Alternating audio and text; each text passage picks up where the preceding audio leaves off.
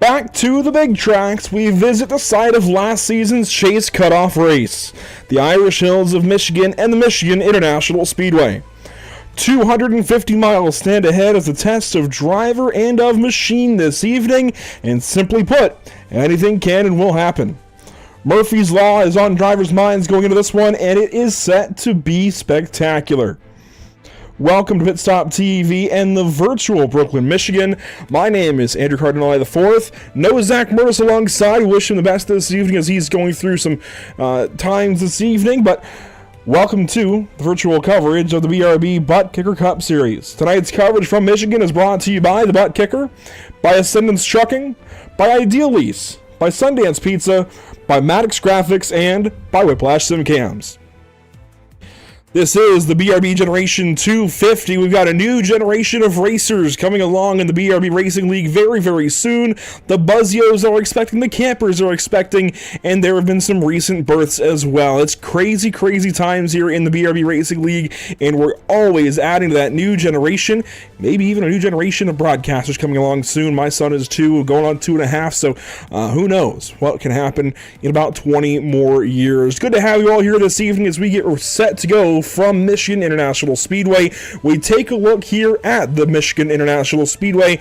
2 miles in length. It has got that classic D-shape oval to it, and it has that pit lane. Of course, drivers have to stay on the apron all the way around turns 1 and 2 before rejoining on the backstretch. Of course, ground broke in Michigan in 1967, leading to Michigan opening in 1968, meaning Dale Earnhardt raced here throughout his career. So many greats have gone to victory lane here in Brooklyn, Michigan. It's been on the NASCAR Cup schedule always since the 60s.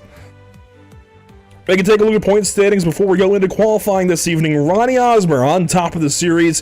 Dustin Stallings just 2 back. Kyle Heath very, very high in the standings. 3rd place, tied there with Gavin Rogers. Of course, Gavin won last week at Iowa Speedway, but not in attendance this evening as he's running a part-time schedule.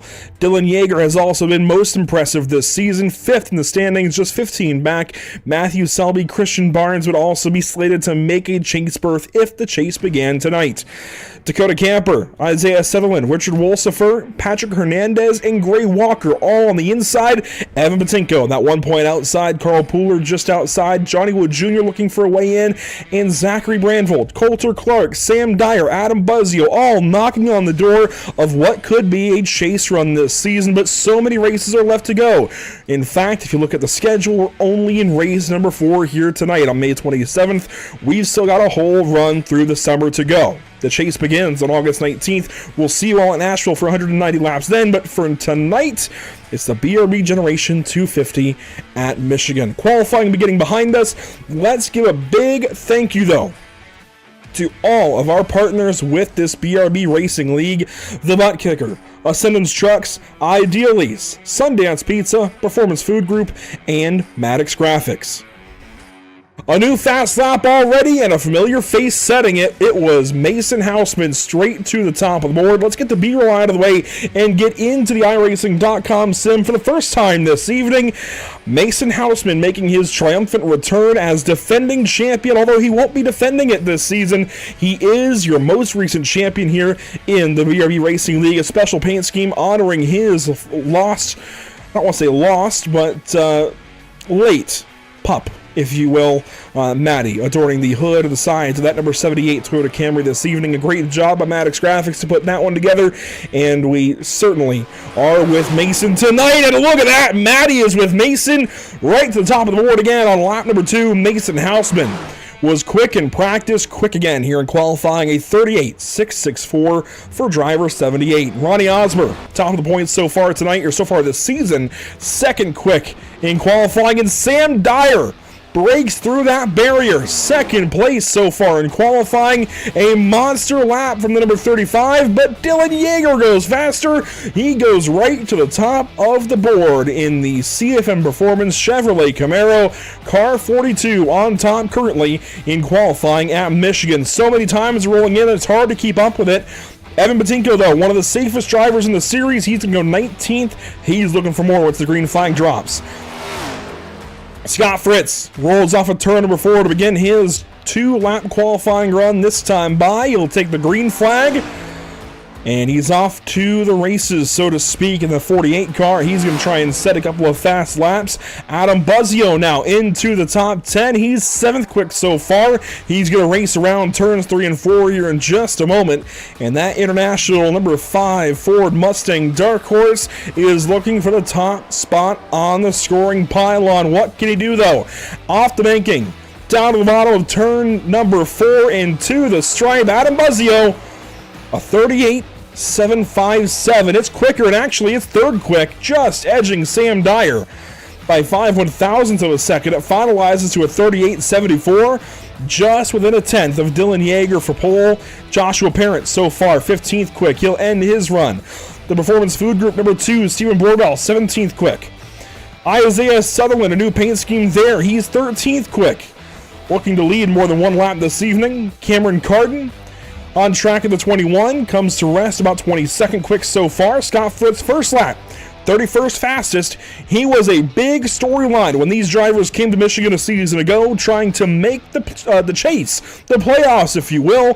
He came up short that evening some few months ago. Can he come up with a better result tonight? Qualifying for car 48, a 38.9. That'll put him 20th spot. So just inside the top 20 in this qualifying session. One car yet to turn a time. It's the 56 of Richard Wolsifer. And a new time rolls in for Christian Barnes in the top 10 in the point standings. And in the top 10 on the speed chart here at Michigan International Speedway. He rolls 10th now in qualifying. And qualifying will come down to a close with no time from Richard Wolsifer.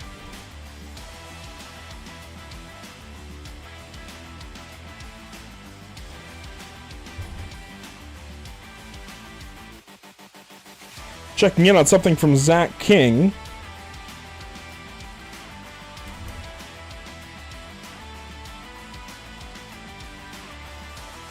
So it's no secret this evening that Zach Murtis is not with us tonight, and that Zach King was gracious enough to offer to jump in, but we're going to let Zach focus on his race tonight. He is going for what could be a stage win for him. I know he's toting around that stage win from last season here at Michigan.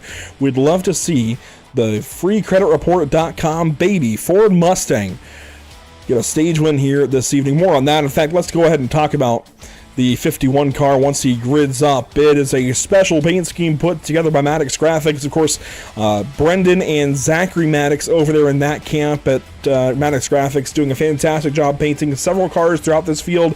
Once we get a chance to talk about it, well, Zach isn't gridding, so we'll circle back around on it. Keep it in mind, though, as we've got cars gridding up this evening on the pit lane.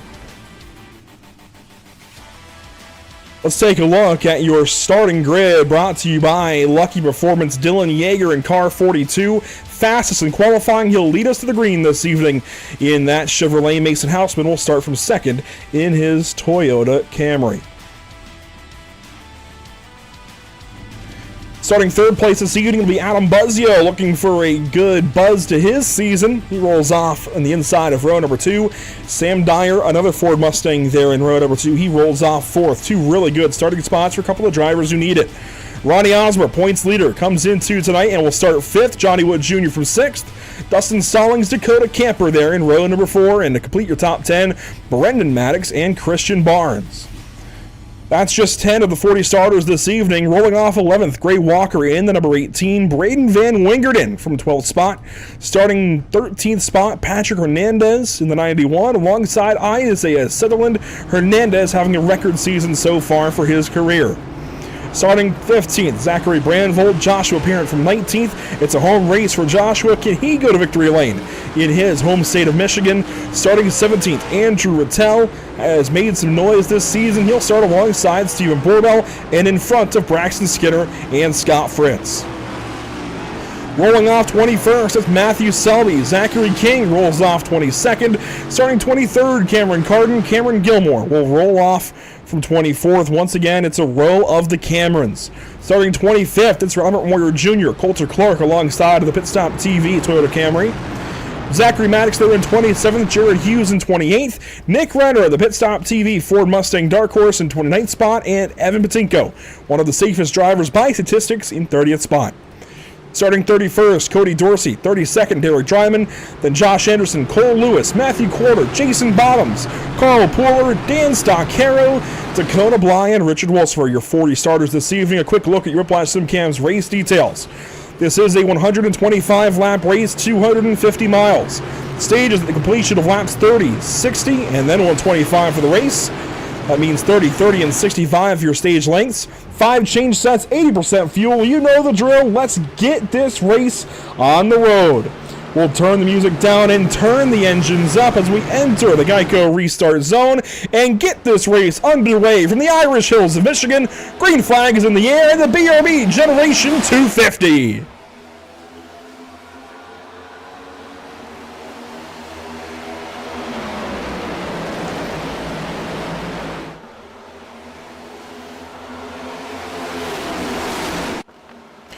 Already out of turn number 2, you see him 2, 3 wide throughout the pack.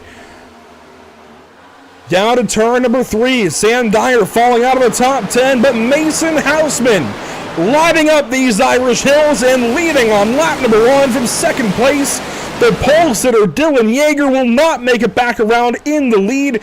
He'll have to settle for second place here on lap number 1.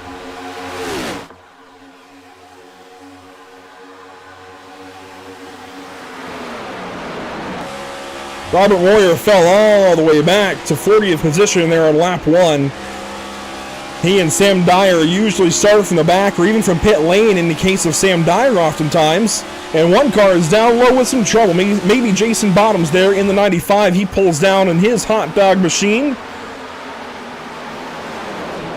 A little bit slow on the inside of 3 and 4 as everybody's using every lane. And last season, when these drivers came here to Michigan, we had cautions on laps 1 and 4. We could still have it on lap 4, but we get rid of that thought for lap number 1. A clean first couple of laps here at Michigan. That's the start these drivers wanted to see. We've got 11 more drivers in the field in that race, and already a better race so far. On board with Adam Buzzio, 4th place. He'll look after Ronnie Osmer and Dylan Yeager ahead. Mason Houseman right to the race lead where we expect him as we got slow cars in the back.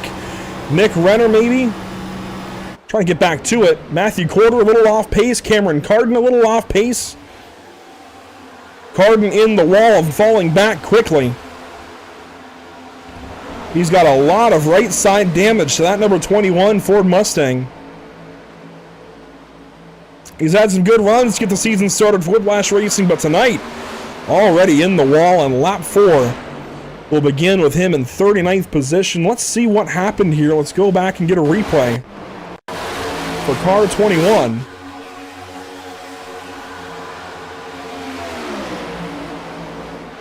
Racing alongside Zachary Maddox and Coulter Clark there through turns 1 and 2, just ahead of Nick Renner, his teammate in the 22 machine. Contact there with Zach Maddox. Oh, boy. Oh, the 2 pit stop TV cars got into each other. Coulter Clark and Nick Renner.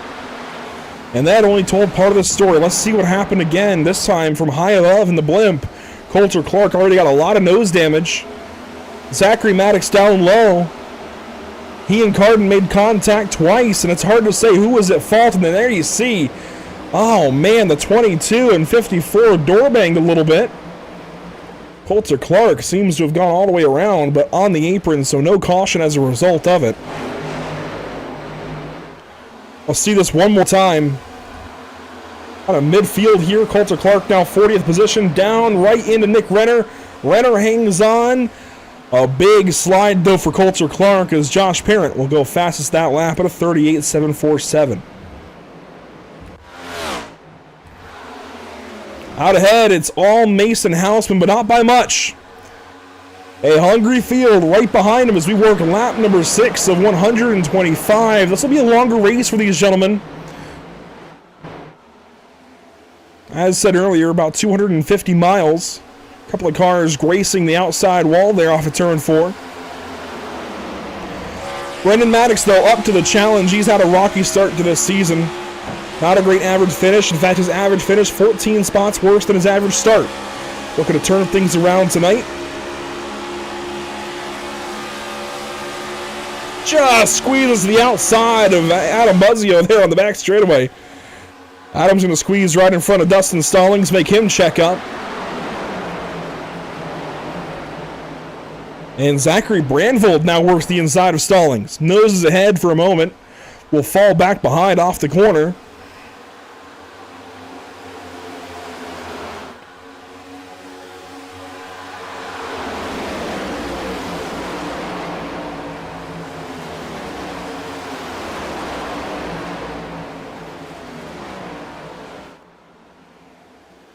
Buzzio a little sideways off of turn 2. Brandvold with him. They sort things out. Get it back straight down the back straightaway. A move now for Isaiah Sutherland, who goes down to the inside of Van Wingerden. But inside this top 10, Johnny Wood Jr. moving forward. Gray Walker on the move in that 18 car. He's 9th, looking for 8th. As Buzzio falls back, here's the onboard with Gray Walker. He'll just squeeze the outside of car 5. And they fan out again through turns 1 and 2. Camper up high. He is looking for a better run than he had last season.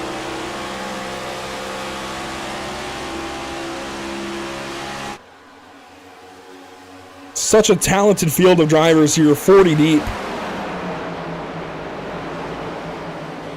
And they are putting on a show already. Let's check those weather conditions this evening. In qualifying, in practice, it was a 100-degree track temp, so it's come down a little bit as air temp sits around 81.5 degrees. Clear skies here in the virtual Brooklyn, Michigan. I believe that's a little bit warmer than we saw last season when these drivers came here late in season number 3. This time it's race number 4 as opposed to race number 13, so much earlier on in this campaign. I think this race will have a slightly smaller impact this season. Last season, of course, it was that chase cutoff race where Richard Wolfson was able to skirt on by and just make the chase over Scott Fritz. Down around the top 10 cutoff for stage points, it's Christian Barnes and Josh Parent rolling side by side. There they go to turn number 1. Isaiah Sutherland right behind them. Barnes going to win that fight for now. They're trying to get after the 55 of Zachary Brandvold, who is the final car currently in the top 10. There you see 10th place for the Spirit Racing number 55 car. Brandvold currently would earn 1 stage point here at the end of lap number 30 if he can hang on.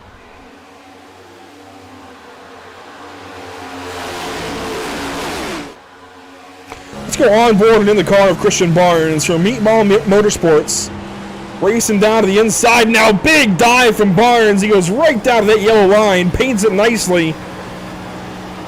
He's working here on Zachary Brandvold. Has the nose ahead, but Brandvold will run down the straightaway. And maybe a move for the race lead. Dylan Yeager to the inside of Mason Houseman. Looking for position number 1. No dice that time. Drifts up, nearly gets to the side of that 78 car. And that opens the door for Ronnie Osmer to go by on the outside lane, and Osmer obliges.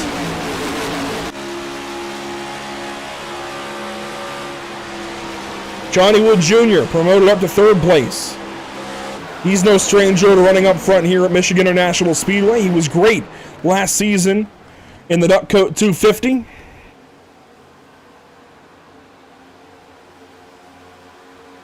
Down the backstretch, you see a couple of tandems off into the corner. Yeager has fallen back to 4th, make it now 5th place as Brendan Maddox works on the outside of car 42 and looks to have that position here off of turn number 4.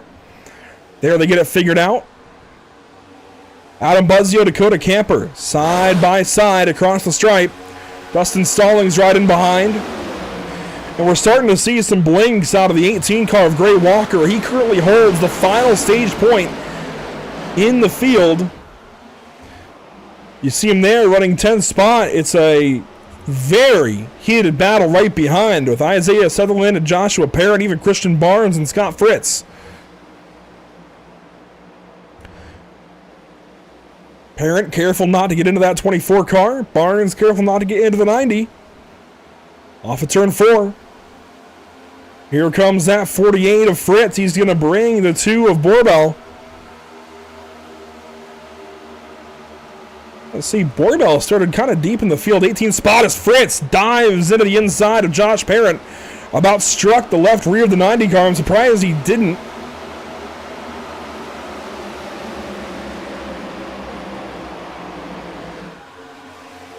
And honestly, he might have and just didn't hit him hard enough to spin him, but I think there might have been contact made there as these guys work on the outside of the top 10. Coming up to halfway here in stage number 1.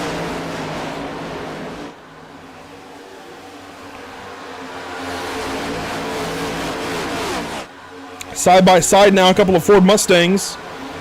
Borball on the inside, Parent on the outside. Josh Parent ran some races back in season number 2. Missed all of season 3. Came back this season as a driver for Whiplash Racing. Joins the likes of Nick Renner, Cameron Carden, and Matthew Corder. Has had a lot of speed, a lot of bad luck. Some of it self-inflicted, some of it not. He did get in the back of Zachary Brandvold a week ago, or 2 weeks ago rather, at Texas. And then had a run-in last week with Richard Wolfsford at the end of the race. But a lot of pace in this 90 car, waiting to see if he can close one of these races out as he runs 13th here in stage 1. Dylan Yeager falls back another spot, down to 6th position, as Adam Buzzio will move on into 5th, and Cameron Carden works here off the pit lane, 1 lap down. Caution's out, and it's not for Carden, it's for Zachary Maddox. Another damaged 14 here at Michigan. He had bad luck here a season ago. Caught up in a stage-ending crash tonight. It'll happen here in stage number 1. He was towards the back of the field with Dakota Bly. I mean, you can see just how spread out these guys are. This is actually going to start with Derek Dryman, who gets hooked around by Robert Moyer.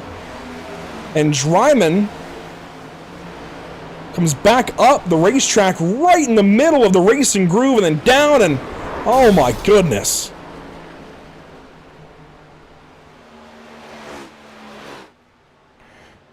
In road racing, we call that a poor rejoin. And I'll call it here exactly as I see it. That is a terrible rejoin for car 44. Came back up onto the racing surface and then turned right back down the racetrack as Zachary was trying to turn left and avoid him. And, you know, this is a lesson to learn. Even if you do get sent back on the racetrack out of your control, you've got to hold your line. You've got to stay predictable and not move around. I get that he was trying to get out of the way. But when he changed lanes, the 14 had already committed to moving to the inside of him and trying to go by that way, and his hole tightened up all of a sudden. So here's Zachary Maddox. In fact, we'll watch from his perspective. He sees the car come back up the racetrack, and you'd think he's going to continue back up, so he turns left. Well, then that car turned left. So he's already committed to going low, and he can't just swerve back up that quickly. That is a terrible read from the 44 car, and something to learn as time goes by. I mean, I say this, but I will also admit you can't learn without being in that kind of situation. So you'll never learn what to do in that scenario without being in that scenario, and hopefully next time Dryman is in that scenario, it goes better. It's part of life. It's part of living. I don't mean to beat down on Derek, but a bad look there here in stage number 1 as some pit stops conclude in front of us. Ronnie Osmer, Mason Hausman, Dylan Yeager, your top 3 off the pit lane, but they pit, and they're only a select few that do. About half of the field came in, about half of the field stayed out. 19 cars stayed out.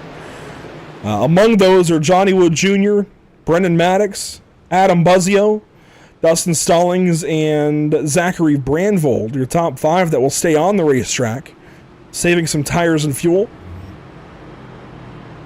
But here's the thing about Mason Hausman, right? He pitted from the race lead.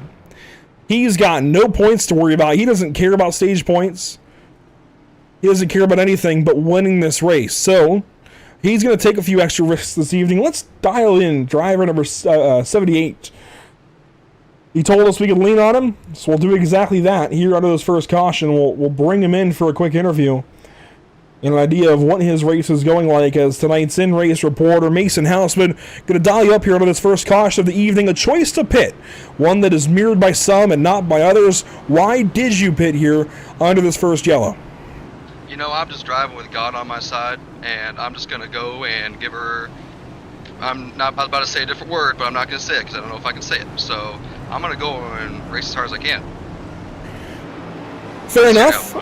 Fair enough. We led 17 laps there in that opening run. It seems like a lot of cars choose the inside. You choose the outside. What are you looking for here on this first restart, especially with those 4 brand new Goodyear tires? You know, I'm just trying not to die. I just realized that I chose the wrong lane, so you know, it's a interesting predicament. But you know, I know we got a lot of fast guys up there, so I'm just gonna hold her wide open. Just gonna drive. You know, I'm gonna have my inner spirit animal come out and just vroom. I like it. Well, you know these guys as well as anybody else. You've raced them for a couple of seasons. I know there's some new drivers out here. Since you are not running for points, if you had to pick somebody, put your broadcaster cap on for a second. If you had to pick somebody out of this race to beat you, who might that be? Johnny. Johnny's really good at saving the tires. I know Ronnie's up there. He's pretty quick, but I think I saw Johnny coming there towards the end, so I like to pick him. Johnny Wood Jr. selected by our defending champion. Mason, good to talk to you. We'll bring you up a couple more times, but for now, best of luck. Yes, thank you. Move him back up to his Maverick Motorsports teammates and let him dial in here for this first restart of the evening. Coming down to the Geico restart zone. Green flag is back in the air for Johnny Wood Jr., Adam Buzzio, and the whole lot of them. Green flag.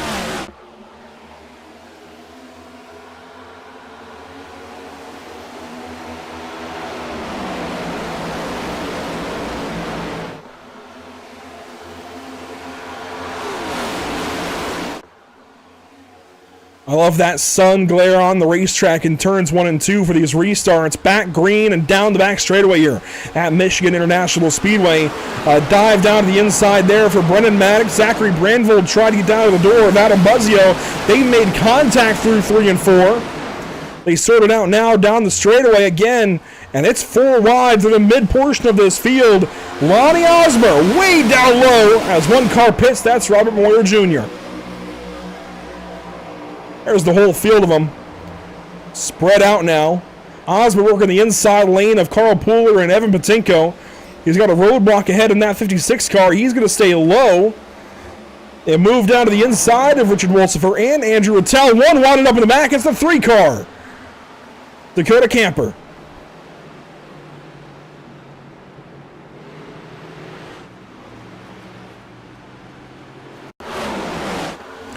Problems here for Camper. Racing with Jason Bottoms and Matthew Selby, and Bottoms comes down and actually gets the 3 car. 3 cars spin into the outside wall all at the same time. Camper, Selby, and Bottoms. Hard to tell from that angle what happened to the 95. Let's see here. Does he get loose maybe? Or I think he just chose wrong. Wasn't expecting a car to be to his inside and turned left. Let's see if we can select a car behind. Well, hang on. There's more context. This is right off the restart. Look at Mason Houseman saving that thing. Wow. We got to look back at that. Hang on. Drifting through 3 and 4 was Mason Houseman. Why was that? Well, here's a look at it.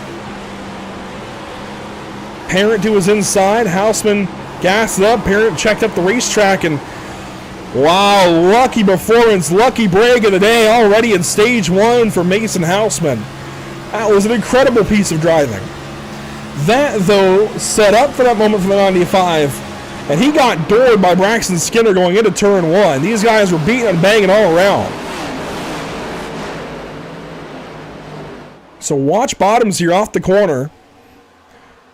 He just turns left out into Camper. He must have been trying to make a lane change and didn't expect the 3 to be there.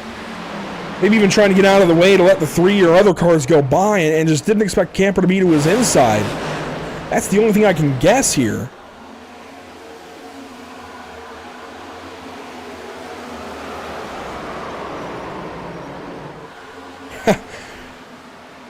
While Zach Maddox won't be pulling a 1993 Neil Bonnet, he will be sending this message up to us from the infield after his crash there on the front straightaway. He says he zigged when he should have zagged. That's all it comes down to. Several cars out of the pit lane under the second caution of the evening.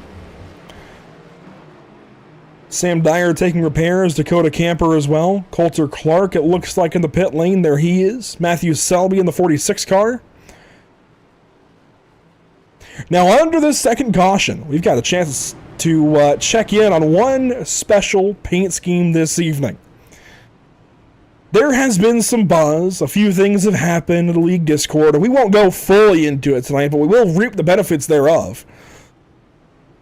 There is an ongoing joke in this league Discord regarding the Fort Lauderdale, Florida driver, Zachary King. And we have organized a special feature regarding him in this paint scheme this evening, painted by Maddox Graphics and Brendan Maddox in particular. The freecreditreport.com, number 51. Just take a listen.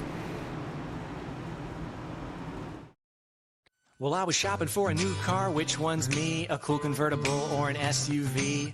Too bad I didn't know my credit was whack, cause now I'm driving off the lot in a used subcompact. F-R-E-E, that spells free. Creditreport.com, baby. Saw their ads on my TV. Thought about going but was too lazy. Now instead of looking fly and rolling fat, my legs are sticking to the vinyl and my posse's getting laughed at. F-R-E-E, that spells free. Creditreport.com, baby. Offer applies with enrollment and triple advantage. And Zach, F-R-E-E, that spells free, creditreport.com, baby. Oh, man, that is a blast from the past. David Gilliland used to run a bunch of paint schemes, of course, with the freecreditreport.com sponsorship on his number 28 and number 38 for Roush Yates Racing.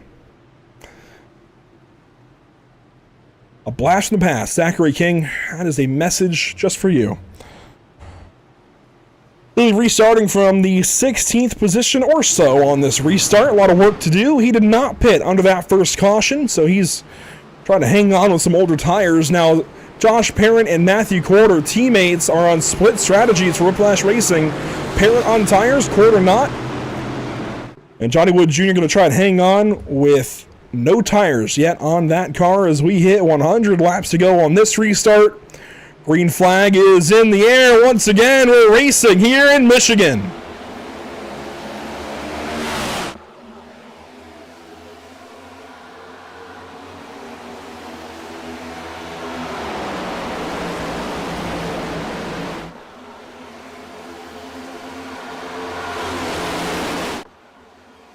Out of turn number 2, one in the wall, Scott Fritz, another in the wall, big crash, and it's that 51 of Zach King.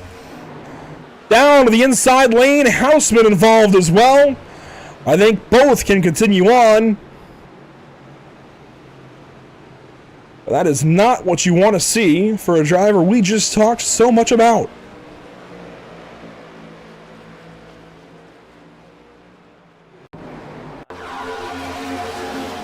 Let's see what happened here on this restart. Racing on the outside of Matthew Quarter in the number 4. Mason Houseman to the middle between Yeager and Skinner. Wonder if maybe that's where this starts. King got loose. And, oh, Houseman came up into King. Oh, dear.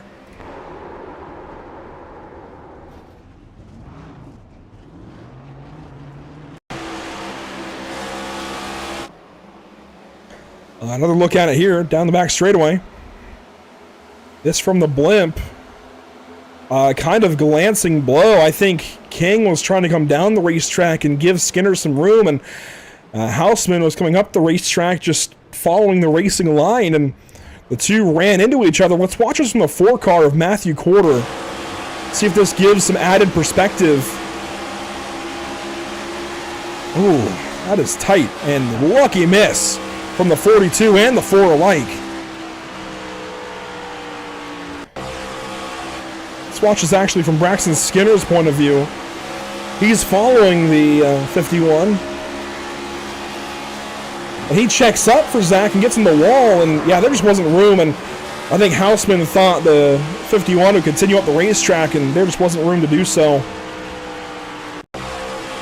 One more look at it. This is going back to the restart. We're going to follow Mason Houseman's perspective here.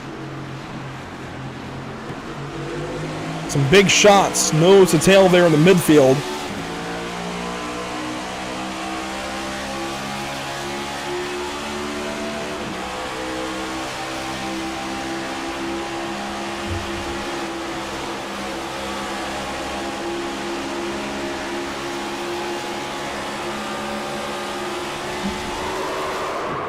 that's Hausman's perspective as he goes spinning to the infield there. And he gets a tap a little bit late there from Zachary King. And we already dialed up Mason. We might check in with him again later on, but let's dial up Zachary King while he sits in the pit lane here, taking some damage repairs. I'll find him first, and it looks like I've found him here in the league Discord. While those repairs are not FREE, that spells free. Zach, you're in the pit lane here. What happened? I don't know. I didn't realize we were 3 wide. I was trying to pinch a little bit of Mason, but it just didn't work, and then all of a sudden I was turned. So I don't know if Skinner just had a really big run and I just didn't see it, or what. But yeah, not a good look. From my best guess, my best look at what happened, it seemed like Mason was expecting you to track out to the wall, and of course you were trying to give room to Braxton on the outside, and there was some miscommunication. But how bad is the car? So we have 5 minutes of damage, 1 minute now. So with this track being 2 miles in length, we have such a long caution period. I think we should be fine. Get a couple more cautions, get it fully fixed. But now it's just gonna be minimizing the damage and just being safe. Stayed out earlier when everybody else started pitting. I had the field pitted. Wanted to save it extra for the tires. I know tires are important for the end. And yeah, but no engine damage, just a little bit of right front damage, and it is what it is. And of course, this is the side of that stage win a season ago. I mean, obviously you had high hopes coming into tonight for yourself and teammate Christian Barnes, and if he's still up front or so, at least towards the front of the field somewhere. 18 looks like under this caution. What's the hope for the team as the race goes on? We're just trying to pile up good finishes. I know I missed last week. Christian's been doing his thing, this is why I signed him. So we had a driver that I know could perform. Not like Josh didn't perform, but it was just really nice to have Christian on the team, and me and him work really well together. As you saw at Daytona before he had the issues, he had stage 1 at Daytona, but it's just working together, doing our things together, and just being smart and not putting ourselves in really bad situations. Well, it seems like everybody that hadn't pitted yet has now pitted, so a mixed bag as far as the lineup here on the restart. Best of luck. Thank you. We'll move him back up to his teammate, Christian Barnes. And we will take a look at this restart. Scott Fritz and Ronnie Osmer out front for this one. Green flag on the way in the Geico restart zone. And we are racing again in the BRB Generation 250. Big move. Josh Parrott down to the inside. He's looking for Scott Fritz down there. Looking for P1. We go racing through turns 1 and 2.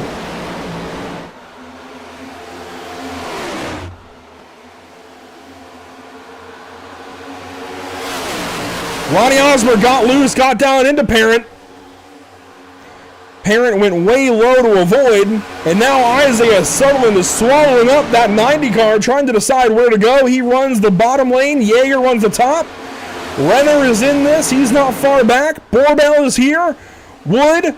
I even see Coulter Clark and Jared Hughes in the background as Scott Fritz will lead that lap in car 48, and that... Oh! That ends the stage. I didn't even notice that. I'll have to go back and review the tape of who won the stage. I didn't even recognize that as, whoa, a mullet there for Josh Parent and Isaiah Sutherland down the backstretch. Sutherland dropping down the order in the 24 car. The 90 as well.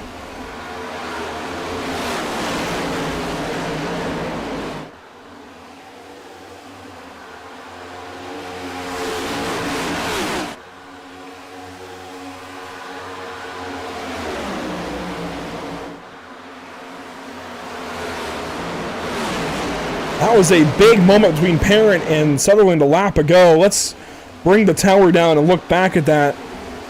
We're waiting on official answer of who won the stage. That's entirely on me. I usually have Zach Burtis here to keep me honest, but with all of the hubbub, I missed that. Here's Josh Parent and Isaiah Sutherland here off of turn number 2. Isaiah just came up and smacked the left side of the 90 car, and Josh gave it right back down the back straightaway, and that's just two drivers going for the same piece of real estate. Josh was trying to hold the middle. Isaiah was trying to track out. That was a big hit back, though. That could have damaged both cars. Sutherland has dropped back down to the 21st spot, while Parent runs in 7th.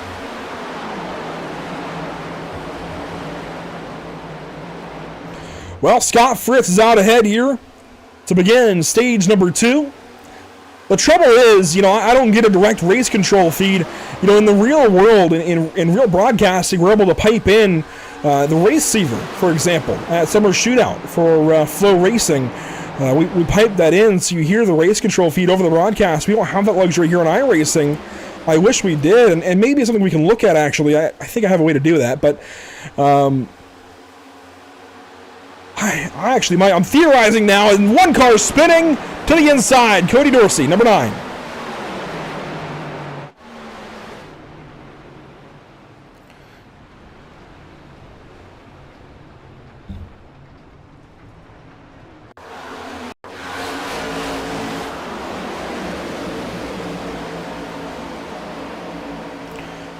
Going to get a replay here of what happened to Cody Dorsey and Zachary Brandvold off of turn number 2. Turn 2 seems to be Calamity Corner today. Dorsey and Brandvold racing. Dorsey came down the racetrack. Brandvold came up and just squeezed the 9 a little too hard and turns him right around, baby, right around. Ooh, he got some air there on the bump of the grass. That was scary.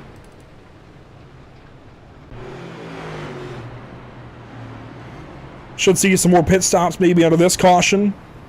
Might not see many as the new stage has begun and these guys will want to settle in for stage number 2, but I wouldn't be surprised to see the number 9 car come down and just get a few repairs, even Brandvold possibly in that 55 car. But now that we've seen some drivers pit and the stage has come to an end, we're being told that Johnny Wood Jr.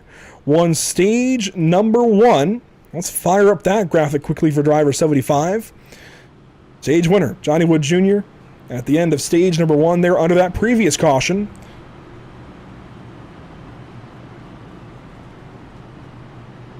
And this is a big step for Limitless Esports. We'll dial up driver 75, of course, as we do with every stage winner in the BRB Racing League. But this is a big step for Limitless Esports to get a stage win and for it to be at the hands of Johnny Wood Jr. Johnny, I know it's been a rough season, kind of. Some rough spots anyways here and there, but you're getting back to your regular form here with a stage win at Michigan. How does that feel to put the 75 out front for that many laps and to get that stage win and those stage points? Yeah, it's this new paint scheme. This thing's going to be at Victor Lane tonight, I betcha. We, what was it, Texas? I think I got a DNQ or did not finish. And, yeah, that was unlucky. I mean, just trashed it.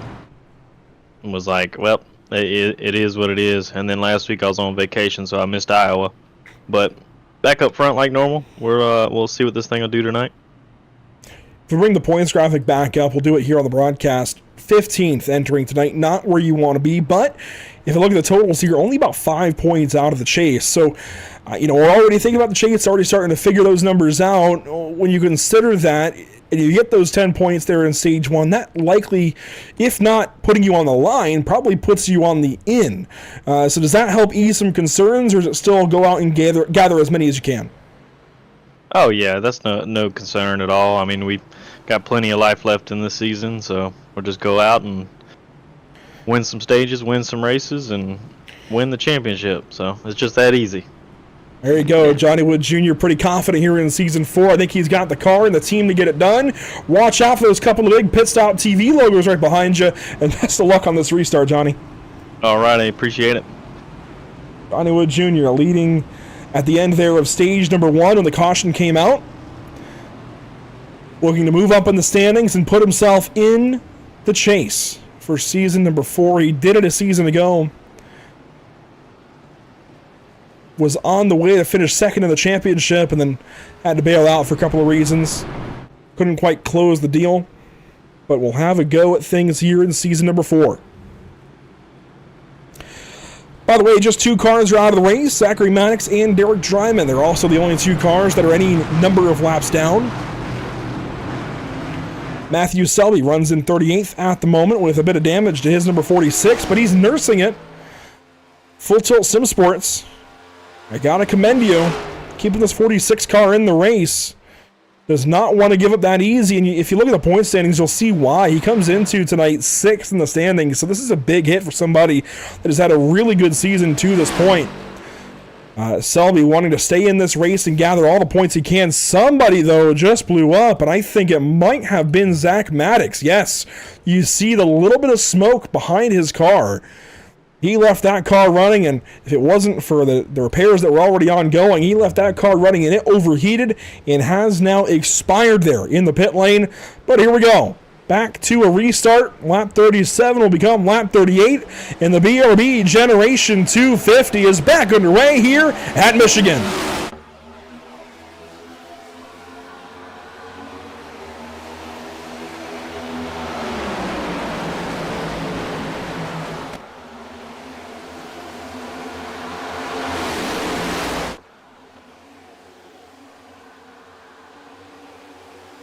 Couple of cars swinging out low to the inside there.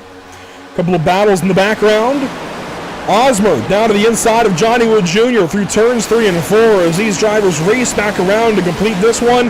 Let's go Pit Stop TV fan cam here at Michigan. This has become a fan favorite. How about that?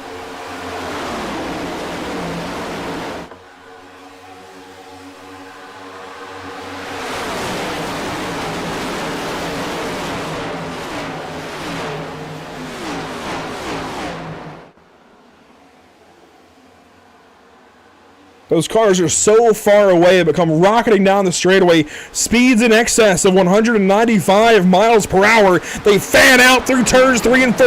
Everybody looking for a bit of grip. How about Coulter Clark and that 54 machine racing into the top 3 here in stage number 2. The 54 in Pit Stop TV are rolling to the front. He's looking for second. He's got second.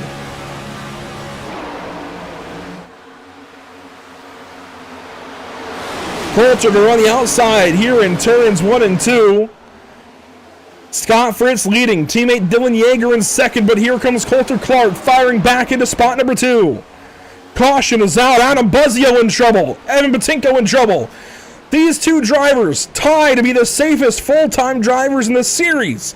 And here they are in a caution at Michigan.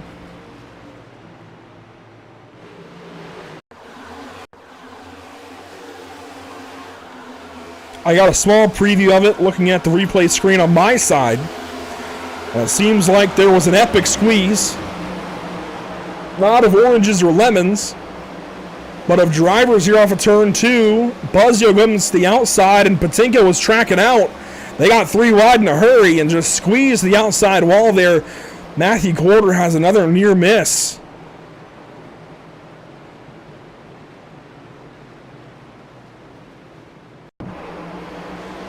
Watch this from the 4 car.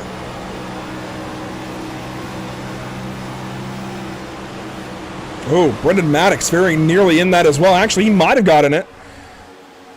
He might have got tapped at least. But everybody hangs on. Really just those couple of cars involved. The 5 and 56 mostly. The 81 as well. Here's the onboard of Evan Batinko.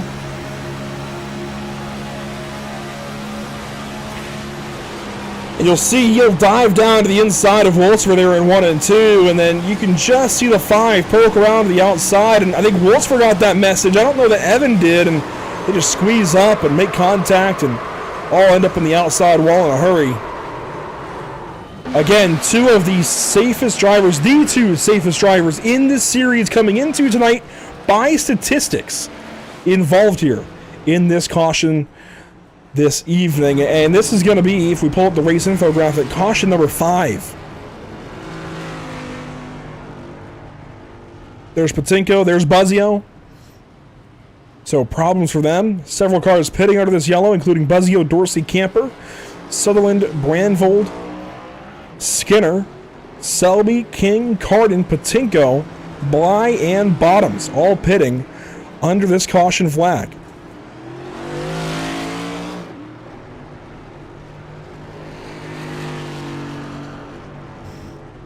every once in a while, we want to cross off a driver off the list of drivers that we haven't talked to, and we always look for drivers to finish up front that maybe haven't yet, but we also sometimes want to go out of our way and talk with a driver maybe that hasn't gotten that opportunity just yet. And earlier today, Braxton, you made it known in the BRB Discord that maybe we haven't talked to you yet here on broadcast, so we're going to give you that opportunity out of this yellow. We saw you were involved in a caution a little bit earlier on. What happened there? I had fresh tires. King did not. I was started on the outside. I saw Mason behind me. So King, me, Mason. Mason, I think, had 4 tires. I don't know. King did not have tires. Me and Mason did. So I'm just trying to go around the outside. On my POV, I see King slow. I know Mason's on my inside. My spotter tells me I'm free top. And I try to squeeze the gap with King, and then it closes, and then I lift a little bit, I think, hopefully. And King goes around in front of me, and I just try to drive through it. Did Zach at least have the courtesy to get you a free credit report? No. Well, you're recovering here in the 33rd spot, matching your car number. What's the race look like from here, trying to get back up to the front of the field? We saved some tires while fixing all our damage. Our damage is completely fixed, so we should be good to go for the rest of the stage and stage 3. Well, best of luck to you, Braxton. Good to check in, and best of luck to the whole team there. We're looking forward to seeing what you can do. Yep. That's Braxton Skinner with Accelerate Racing. Teammates are Gray Walker and Coulter Clark. And Coulter is up here in the top 3. I mean, he's been going for it at the start of this race, or the start of stage number 2 at least. And, we had that little highlight of the paint scheme for Zachary King. Let's also highlight a paint scheme here for Scott Fritz. He is running what used to be Matthew Catania's paint scheme. Catania not in the field this season. The joke is that Scott broke out a backup car from last season that never even got rewrapped, and is back on the racetrack here in season number 4. Well, best of luck to Scott as he will lead us to the green flag this time by alongside teammate Dylan Yeager, who is 3rd in the standings coming into this evening. Geico restart zone, and green flag back in the air.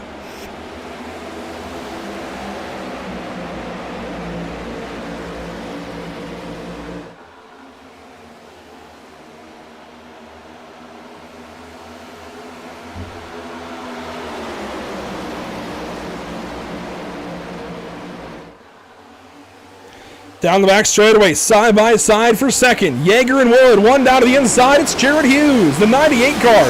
Way down low, he'll rejoin. Does it safely and gets back on the racetrack here in car 98 in the 15th position. Just ahead of Carl Poole and others.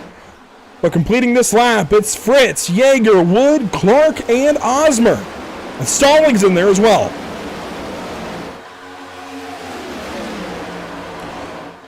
Johnny Wood Jr. on some better tires than Fritz and Yeager here. Fritz and Yeager benefited from pitting a little bit earlier.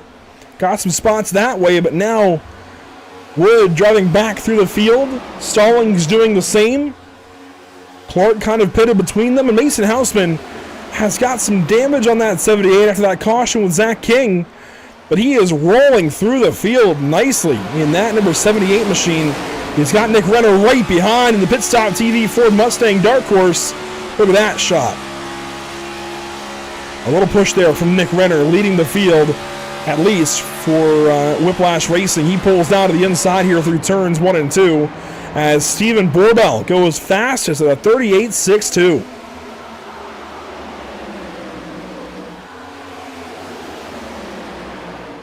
Yeager and Stallings, and here we go. Wood down to the inside for the lead. A move from Johnny Wood Jr., stage 1 winner. Looking to sweep the stages. Again, this stage will be complete at the completion of lap number 60. And he's just put himself back out front.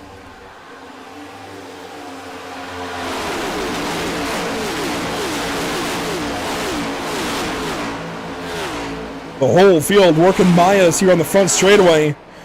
All the way down through Selby in the rear. That's the look up front. Houseman to the inside of Borbell. 2 very blue Pit Stop TV cars in the top 10. Coulter Clark the top of the 2. But Fritz is not done yet for the lead. Neither is Yeager. Stallings falling back in the double lot. Here's the race off turn 4, coming to the stripe for lap 47.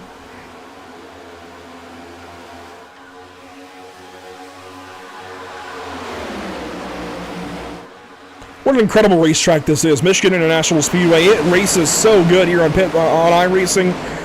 And of course on Pit Stop TV, but on iRacing specifically. They've done some really good work here. Their grip levels are fantastic. Any car you bring here is good. And a lot of fun to drive at that.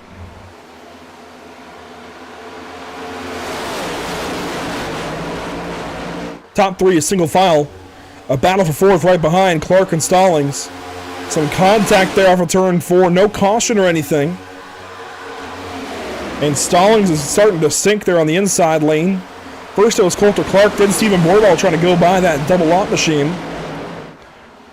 Renner and Osmer look to do the same. And that just kicks off a whole freight train of cars running the outside lane. Stallings desperately trying to move up, and he finds a gap there in front of Ronnie Osmer. So move made by the 00. But not before allowing Nick Renner to pass. Renner down to the inside, pushing Borbell. Those were a couple of drivers with history here in the BRB Racing League. Brandvold fastest that time. These guys are pushing the limits, and if we look at weather conditions, that might tell us why. Track temp down now to 90 degrees in the air. This is a late afternoon race. The track is cooling. The air is cooling. The sun is setting. And yet we're only 50 laps in here of 125. 75 to go this time by. Plenty of racing left to go. Renner, Maddox, and Wolfsver. 3 wide there off the corner. Oh, Wolfsver and Maddox make contact. Barnes from the attic to the basement in that 27 car. And a run for Barnes. Through to the top 10. Big move there. Maddox and Borbell. Maddox, Borbell, and Wolfsver all in a chain reaction. Wolfsver checking up. Gilmore checks up for him. What a chain reaction there through turns 1 and 2. That could have gone south in a hurry. Glad it didn't.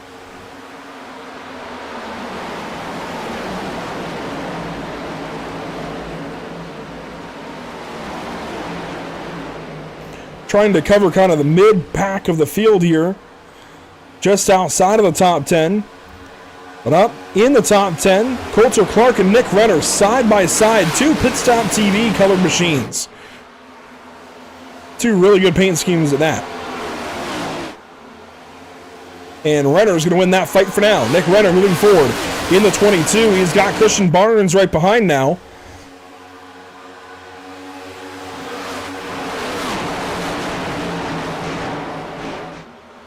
We go on board here with Nick Renner. Ronnie Osmer down to the inside of Scott Fritz. Where is Renner going to go? He opts to push Osmer in the 15 car. Osmer's already got a win this season. Fritz looking for his first ever in the series.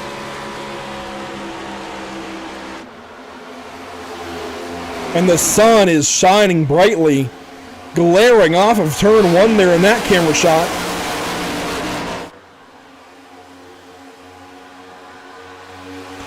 Evan Patinko, by the way, it seems was blamed for that most recent yellow as he had to take a drive-through penalty and is now some 30 seconds behind the race leaders, running in 38th position.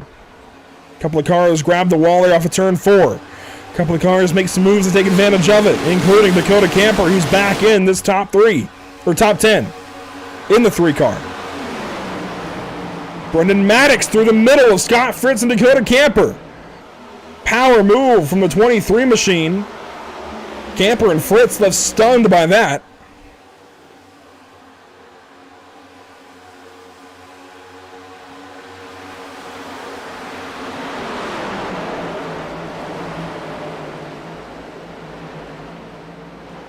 And Mason Houseman is headed the wrong direction here, folks. He is down nearly... Oh, there we go! Crash against Christian Barnes. Caution is out for Barnes. Looks like that car is okay. Hold it down there, buddy. Hold it down. Looks like that car might be okay.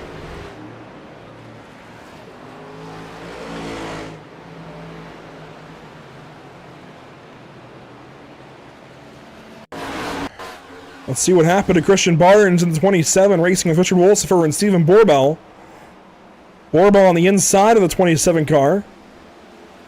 Fritz on the outside. Borbell comes up and tags the 27. Fritz is up there, and Borbell just kind of comes up. Maybe didn't get the memo that they were 3 wide, and turns the 27 around.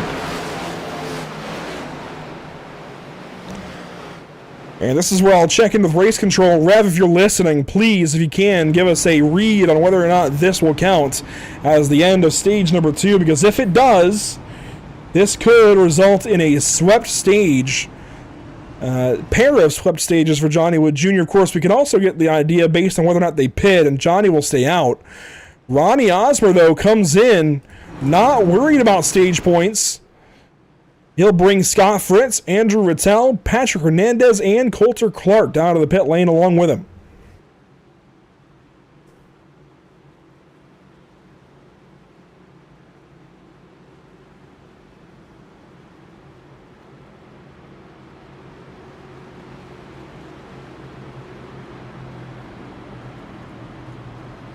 Making the guess by the number of pit stops, I'm going to assume that this is not the end of stage number 2, but we'll wait for official word. And Zach Maddox, it seems, will reach out with the official word. I think maybe helping race control now that he's out of the race. This is not the end of stage number 2. We will continue on with a short restart here to the end.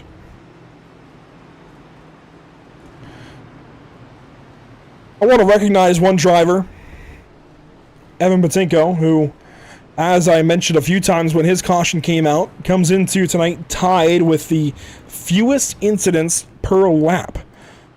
Tied for that with Adam Buzzio, and Adam has run a significant number fewer laps than Evan. So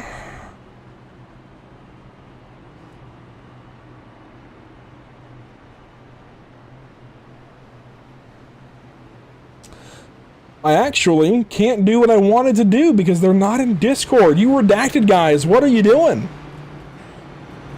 I wanted to bring Evan in for a comment, but I can't.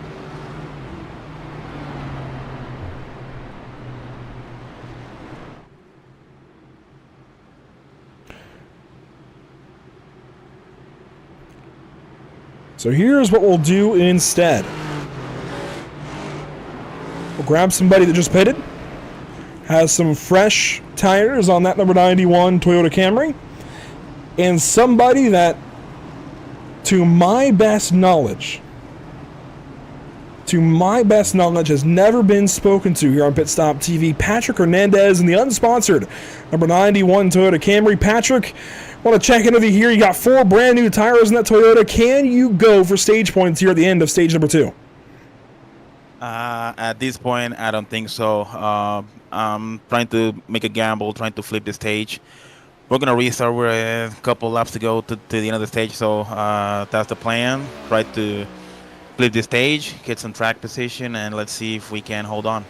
Flipping the stage, it is pretty close here for stage points, but you come into tonight, I think, with your best effort ever in the series. You're just outside of the top 10 of the standings. How do you keep yourself in chase contention here tonight? Man, I haven't think about that. All I'm focusing is race one lap at a time, keep the car clean one lap at a time, and in the end, I will see how I do it. But right now, that's the last thing on my on the long list of things that I'm thinking about right now. Well, Patrick, it's been a lot of fun to watch you this season. Best of luck here on this restart, and best of luck the rest of the race. Maybe we're talking to you later. Thank you, sir. Patrick Hernandez, restarting from about the 20th position for this next green flag. Johnny Wood Jr. going to lead us back to the stripe. Dustin Stallings along to the inside. Green flag back in the air. 3, count them, 3 to go in stage 2.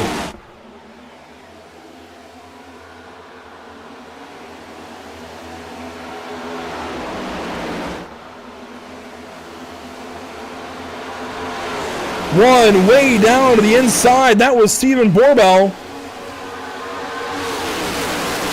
Everybody else races by these static cameras. Beautiful shots here in the near sunset in Michigan. First car on tire is going to be Scott Fritz. As they battle for second, 3 wide, and they're going to spin maybe. Dylan Yeager trying to hang on. can he hang on? One down to the pit lane. They're all over the racetrack and crashing. And it'll be a set of swept stages for Johnny Wood Jr.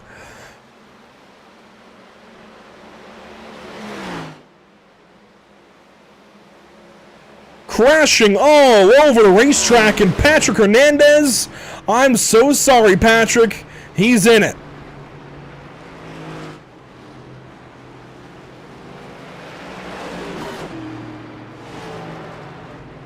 We just spoke with him for the first time here on Pit Stop TV. Let's see how he was involved. They were already kind of crashing here on this replay. He's trying to find a way through and, nails the back end of Brandvold. Sweeps Dylan Yeager around with him. Yeager, I think, was already involved with what was happening there. That's going to start, I think, with Dylan Yeager in the 42. This is a big, big incident, and this will end stage number 2. The second stage tonight to end under caution a little bit early. Wow, Yeager just drove right into Stallings. Renner gives Camper a shove and then gets into Yeager. Oh, this could come back on Renner. A couple of cars hitting the wall to try and miss. Brandvold a part of it. Oh my goodness. Carl Pooler down to the pit lane to miss all of this. Braden Van Wingerden got turned around. Oh man, I hate to say it. That's my guy in the 22 car, but I think this caution might be on him. I mean, initially, it's on the 42, but then they straighten it out. And it's this little bit of contact from Renner that maybe with some net codes, he might get off that way. Pooler goes out to the inside to miss it. Wow, Osmer with 2 really near misses. And it's on from there for the rest of these guys. Crazy, crazy incident here on the front stretch. Gray Walker, Jason Bottoms down through the grass. But Ronnie Osmer, hello. Watch this from Ronnie Osmer's perspective. He's deep in the field on a restart. Back here behind Jared Hughes and Steven Borbell. I mean, not so deep, maybe 15th or so. The smoke starts ahead. There's Patinko, 4 wide. Brandvold in the middle there. Little contact with Buzzio. And Osmer stayed in the gas. What a miss. Lucky performance, lucky break of the day right there for Ronnie Osmer to miss those 2 incidents and stay in this race. Now let's go back and review where everybody was at the end of the stage. Of course, it was a 75 out front. But where do the rest of the pieces fall in this puzzle? I think Camper might have gone second because he gets pushed through. Yeah, I think Camper is going to be second to the stage. Then Stallings, Renner, and Wolsifer. So Camper second to the stage, and as is procedure, when a driver sweeps the stages here in the BRB Racing League, we talk to the driver who finished second at the end of stage number 2. That will be Dakota Camper. He's the first car off of pit lane.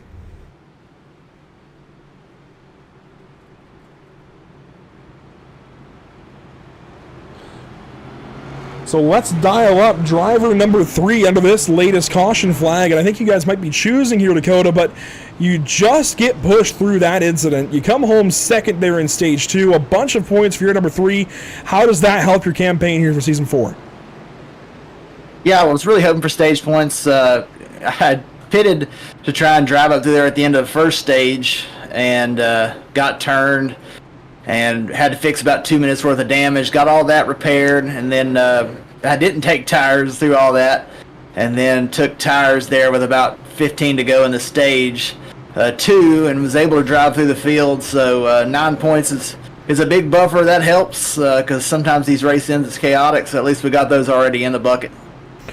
And as you go forward again here, beginning stage 3, this is about twice the length and then some of the first 2 stages. So how do you tackle this much longer stage number 3 here? It's just taking it easy and hope everybody else does the same. It's just going to come down to fuel and just depending on how the cautions fall, when to pit. based on if we can make it to the end at that time, and just hopefully everybody takes it easy and we can get some green flag runs here. Well, you've been up front a lot this season, just like some other blue and yellow number 3 was in the 80s. Best of luck, Dakota. We'll be looking for you here on stage 3. Thank you, guys. Dakota Camper gonna come back to the green flag here about 12th spot or so, and looks like we've extended this caution. Dylan Yeager from hero to 0 here. He's about to go 1 lap down. We've been making a habit of talking to drivers we have not yet spoken with, so let's add another to that list and dial up Dylan Yeager here under this caution. The caution extended, not sure what it was for, Dylan, but it gives us a chance to talk to you. You have been fantastic to get the season started up front with the best of the series, high in the point standings, but kind of hero to 0 right now under this caution. What happened there? I'm not fully sure. I just kind of went into 3, and I thought I was holding my line, and I kind of got into dust in there. Like I said, I don't know if it's my fault or not. I'll have to look, but you know, I was just trying to hold my line there. It was really bad when you got out of line, so I was just trying to stay in line behind the 00 and just got into them. But still got a lot of race left. I don't have that much damage left. I'm sure we'll get more cautions, so hoping that we can drive back through the field and be in contention again here in a little bit. And we've seen a lot of drivers like you be up front, have some adversity pop up, and then still kind of come through at the end of the race. How bad is the damage? Do you think you can come back to the front? I have a little more than a minute of optional, so 1 more caution and it should be all fixed. So I think we'll be all right here, and you know, I'll just keep my head up and keep digging. That's our pole sitter this evening, the BRB Generation 250. Best of luck, Dylan. Thank you. He's going to restart towards the back end of the field, right at the rear, but with an opportunity to get back in this race.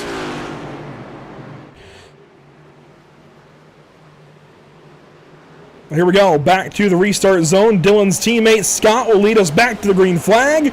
We're back racing just past cross flags at Michigan.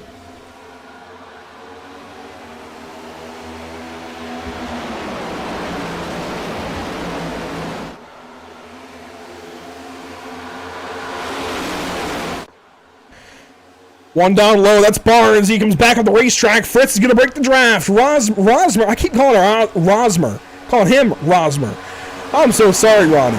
I keep mixing Ronnie and Osmer into Rosmer. Maybe that's his nickname, Rosmer. That just sounds like a racer name.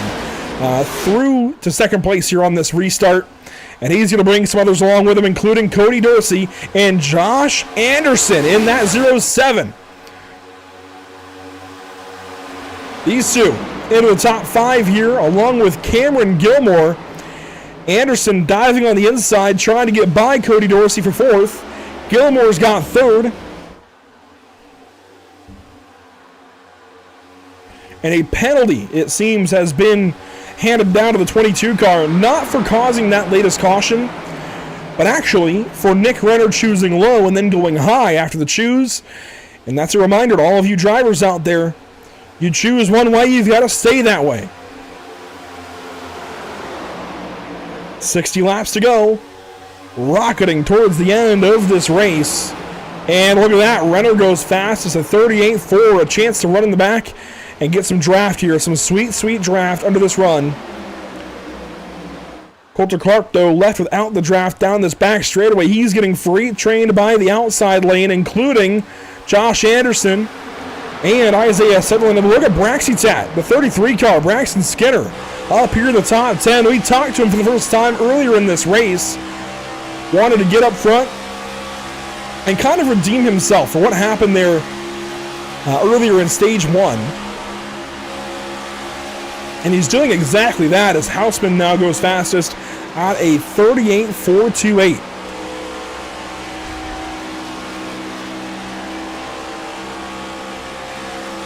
Three wide ahead of Braxton Skinner. He's going to become part of the 3 wide. Maybe no. Sutherland squeezes up top and gets in front of that 33 car. And puts the kibosh on any 3 wide moves there as Ronnie Osmer goes way down low in turns 3 and 4 and tries to get to the inside of Scott Fritz.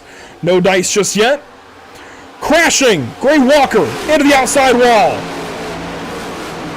Oh, and that's Josh Parrott with him.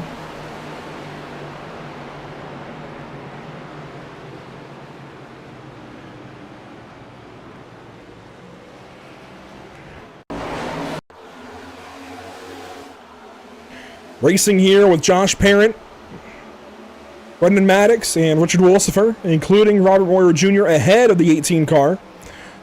Ray Walker out of Indianapolis, Indiana. Boy, they were busy on Sunday. Ray is going to look to the outside here, and then come down and try to change lanes, and Brennan was down there. He comes back up the racetrack in a hurry, and Gray Walker repays that favor maybe from Daytona, where a Whiplash car got into him, and he now gets into a Whiplash car.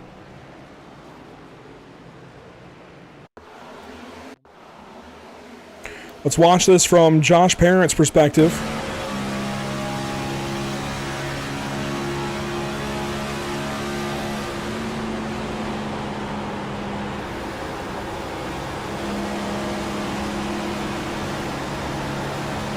Watching here, Josh Parent off of the corner. See it all just go wrong right in front of him. No time even to lift.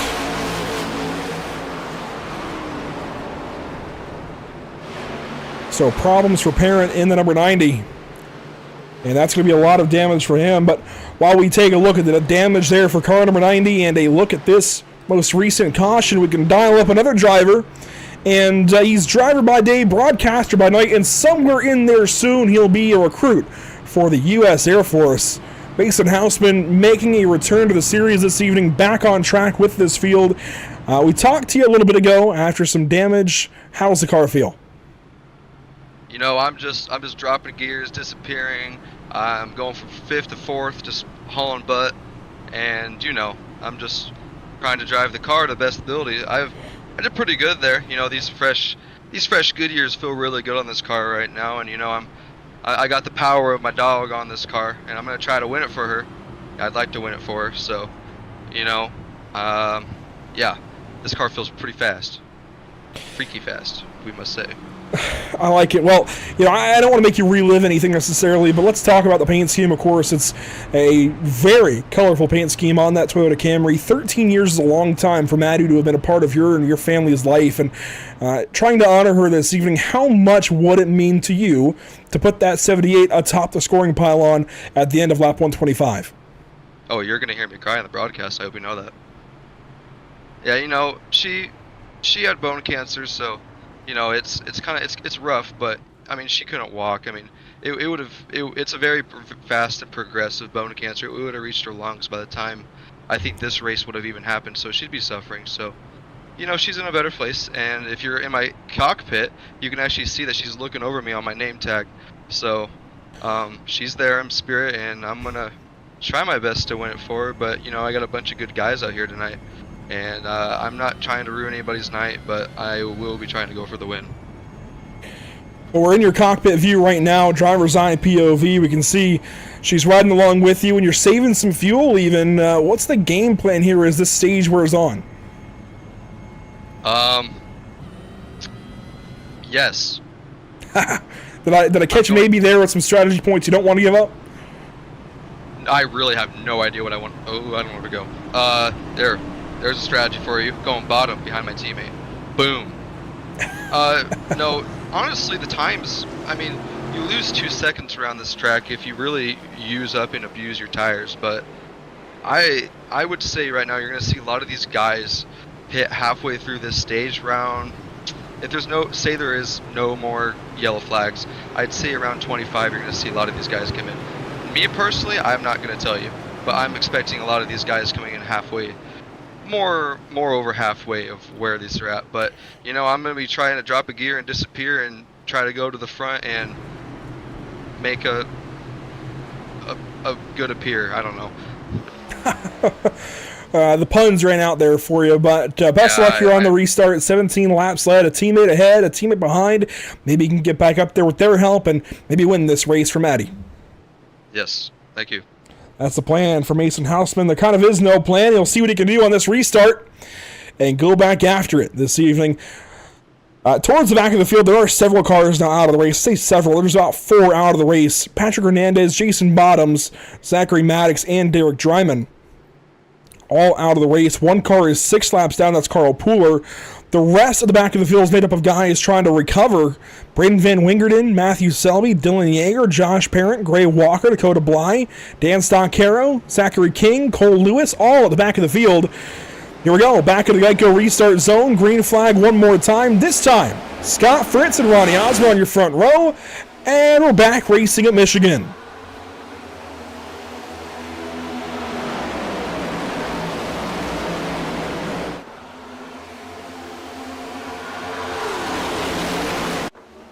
Down the backstretch, a couple.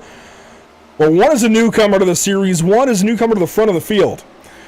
Cody Dorsey, lap 1 last season, ran the back of Carl Pooler and never really did recover in that race. But here tonight, top 5 right now in the middle of stage number 3. Cody Dorsey putting together a career run here at Michigan International Speedway.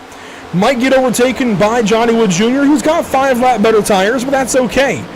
He's swept the stages. He's bound to pass some cars this evening as Cody sinks down to the 6th spot now. Through turns 1 and 2. Christian Barnes down on the inside. Sweeps him in front of Johnny Wood Jr. And oh no! Cody Dorsey in the wall! It's a big smash him up down the backstretch. So many cars involved. This is Michigan's big one.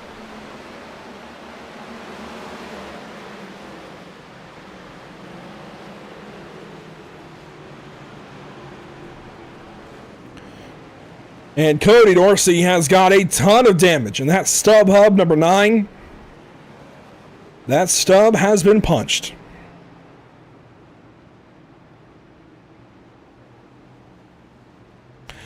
And all of this really started with the move from Christian Barnes in the 27, diving to the inside there. Had a great restart, made some spots up, and then dives here 3 wide on Johnny Wood Jr. and Cody Dorsey. And this, I think, is one he's going to want back. As a rookie to the series, this is not the way you want to make noise. Slides up in front of Johnny Wood Jr., gets loose, and gets into Johnny. Collects Cody. Josh Anderson, Braxton Skinner, Robert Moyer, Adam Buzzio, Stephen Borbell, Mason Houseman, Dakota Camper, all names involved in this crash in the back straightaway. Utter calamity here.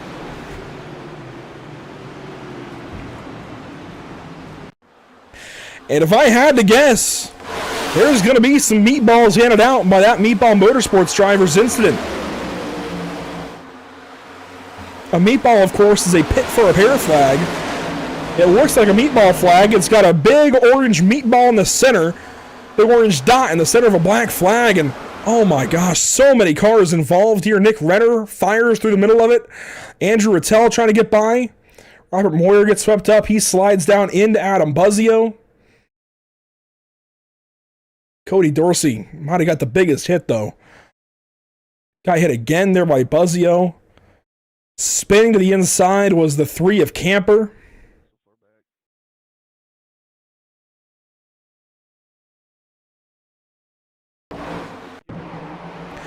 This is going to take a lot of replays, I think. This is a big incident. A lot of cars involved. I wish we had the capability to select cars and include them involved here on a graphic for you, because this would be at least 10 or so. This is a significant portion of the field. And it's all like this little bobble there, and then the secondary bobble right here. He comes up the racetrack, Barnes does, and Houseman smashes into the 9. Sutherland got a piece of it. Rattel, Moyer dove to the inside trying to miss it. Borbell got the wall. I mean, just some big hits. And this is severely going to impact this race. Let's go to one driver that did not get involved in all of this. It's number 4 of Matthew Quarter, the Whiplash Simcams Ford Mustang Dark Horse. He's got Evan Buttkicker right ahead, and Robert Moyer Jr. as well, who was involved in this. Buttkicker makes it through, Quarter makes it through, but Moyer not so lucky.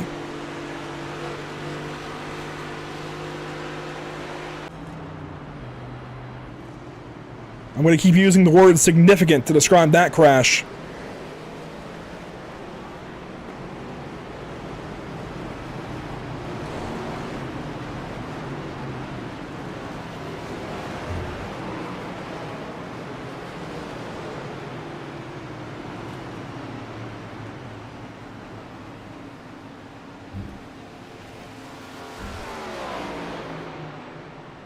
And guys, we are getting closer and closer to having our North American Racing League Driver of the Day conversation. The weekly, daily, if you will, Driver of the Day vote here on a Pit Stop TV broadcast, always brought to you by the North American Racing League, a fantastic partner here of Pit Stop TV. And a shout out to our partners here of the BRB Racing League, the Buttkicker, Ascendance Trucks, Ideally, Sundance Pizza, Performance Food Group, and Maddox Graphics. A shout out as well to those who help us here at Pit Stop TV, Whiplash SimCams, ATVO, CC's Business, Cody Williams Design, Lucky Performance, and the North American Racing League.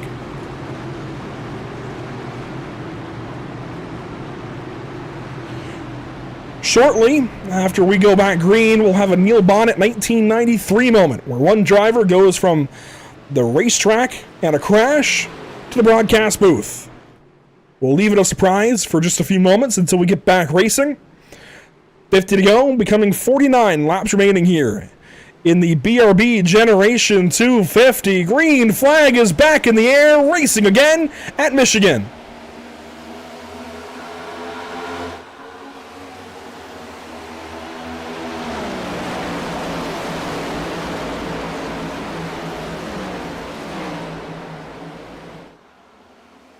Watching this restart from the fan cam. Distant dots and crash again.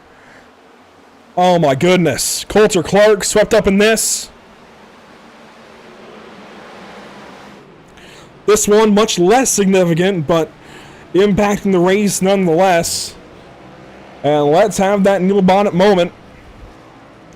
Mason Houseman, welcome back to the broadcast booth here at Pit Stop TV, but your first time under a BRB Racing League event.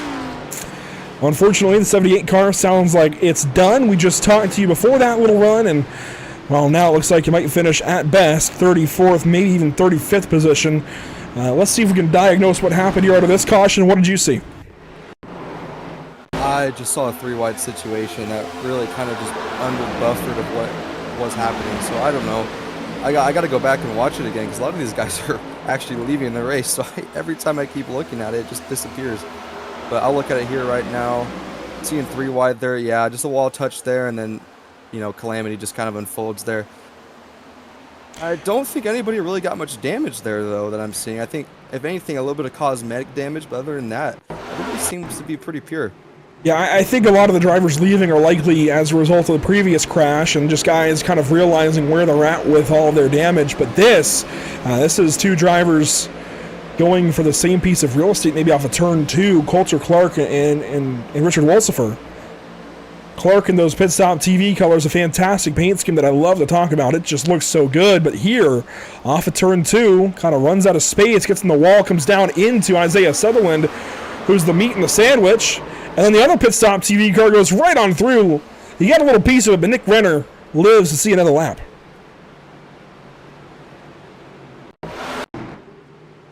Let's watch this restart from the 22 machine. You were just out there with these guys. What's it like on these restarts? Flying through the gears, trying to get all you can. It's super hard. A lot of these guys need to take it full throttle through. I mean, that's at least what I was doing. But there's so much going on. Everybody's so close together. You're going three wide through here. These situations, it's actually kind of hard to understand if you are three wide or not. But, I mean, it's just right there, one of those situations where people are not paying attention to their spotter, and sometimes the iRacing spotter comes off a little too late, and that's what we're seeing right there. Nick Renner involved, but all in all, I don't think it's that bad for the 22 car. Yes, it's a wadded up right front, but could have been a whole lot worse. He really could have been a part of that crash in a hurry, or a bigger part of that crash in a hurry. He will come back down the pit lane here. Now, honestly, on exit, that right front looks okay. It looks almost as if they put a new bumper on it. I love how iRacing, you can just go in there and they can fix anything. If this was real, I'm telling you right now, that's a done deal for a lot of these cars. And, you know, we've talked a lot about the BRB Racing League Discord, of course, from everything from Zachary King's paint scheme tonight with the FREE, that spells free, creditreport.com baby machine. How to do it again. It's just too good not to. But from his paint scheme and the lore behind it to Cody Dorsey this evening checking in after the crash that took him out of this race. saying he still won't finish a race this season. Let's go. And of course, that a little bit sarcastic. I mean, you've been on the bleachers for a lot of these races, back in the driver's seat tonight for race 4, but it has been a rough season for a lot of guys. What is your advice, Mason, to one of these drivers that has had a bad start to the season? I mean, Josh Parent as well, involved in 4 crashes through all 4 races this season, and he's dejected in our team chat. What is your advice to somebody who has had 4 bad races so they can go back out there in race 5 and get the most of it? Just understand that no matter what's happening, it's going to all be okay. At the end of the day, you're here to have some fun. I think most of my advice would be to the newer guys. I know you have a point to prove, but understand that you've got a bunch of other guys here that want to prove a point. So a little bit of relaxation on these restarts, especially, and even during the race. You don't have to go through for that pass immediately. You can run it down, let them use up their tire, and just rip it basically. But I don't know. I'm seeing a lot of desperation from some of these guys. Some big desperation moves. I think the biggest of them so far was Christian Barnes down to the inside. That was a big swing and a miss for the 27 car. You could call it a hit, I guess, but not what you want to see here on these restarts. We're going to do another restart here with 45 laps remaining in this BRB Generation 250, celebrating the new generation of BRB drivers in about 16 years or so. Green flag back in the air. We're racing again here at Michigan.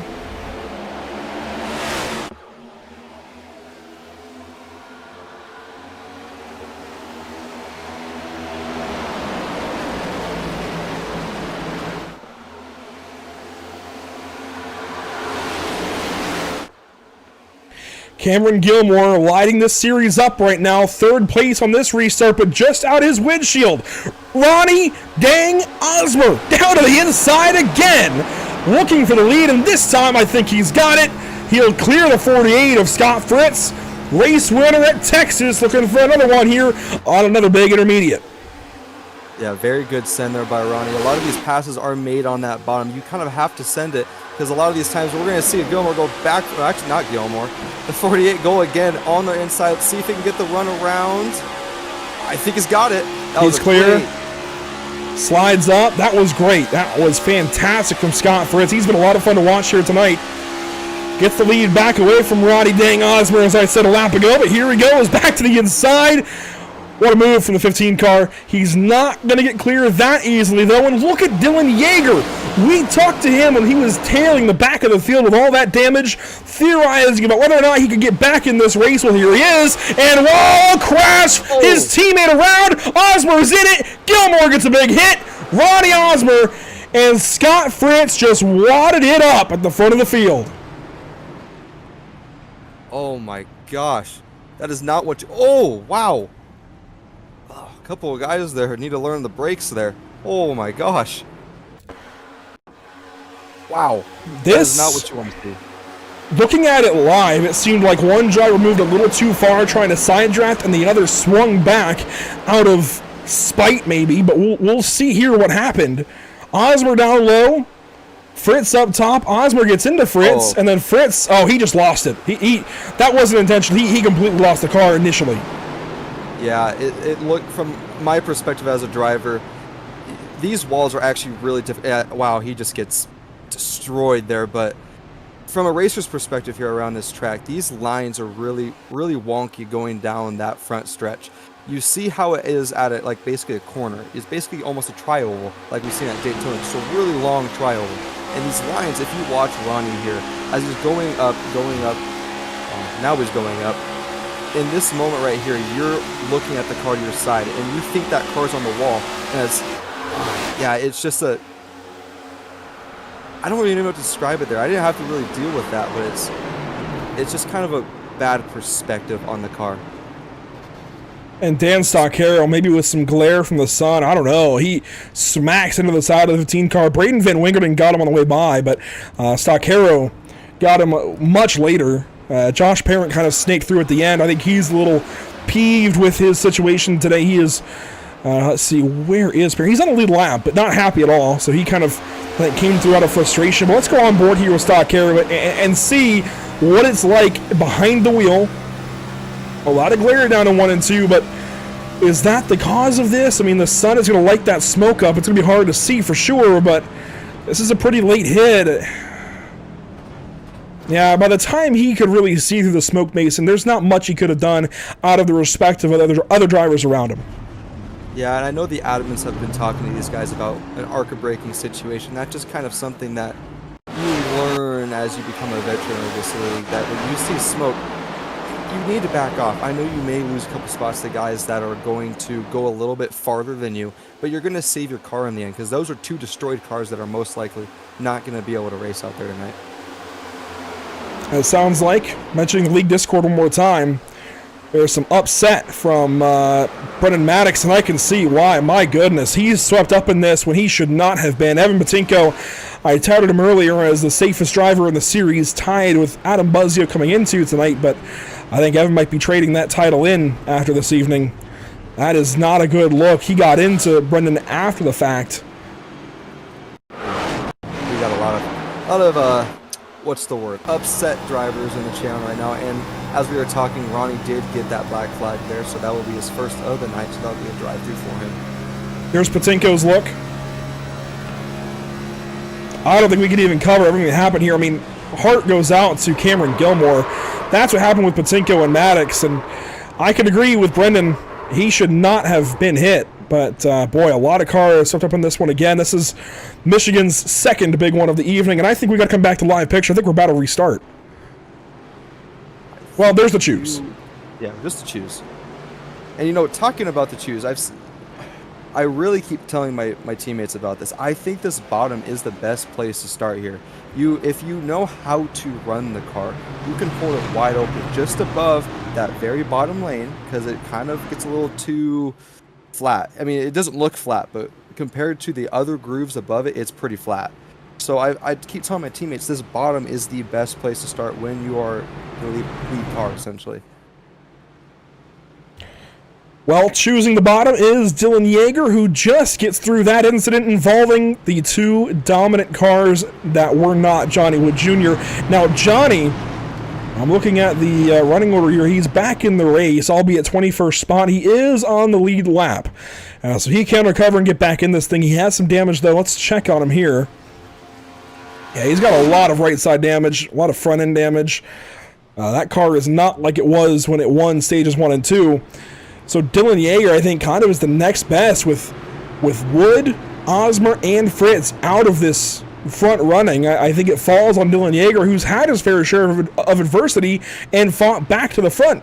He's going to be joined by Cameron Carden in that 21 machine, a rookie here in the BRB Racing League, along with Gray Walker, Matthew Corder, Dustin Stallings, another rookie in Andrew Rattel, then Zach King in the 51 car, Nick Renner in the 22, Zachary Brandvold in the 55, and Isaiah Sutherland in that 24. Green flag, restart zone. We're back racing in the BRB Generation 250.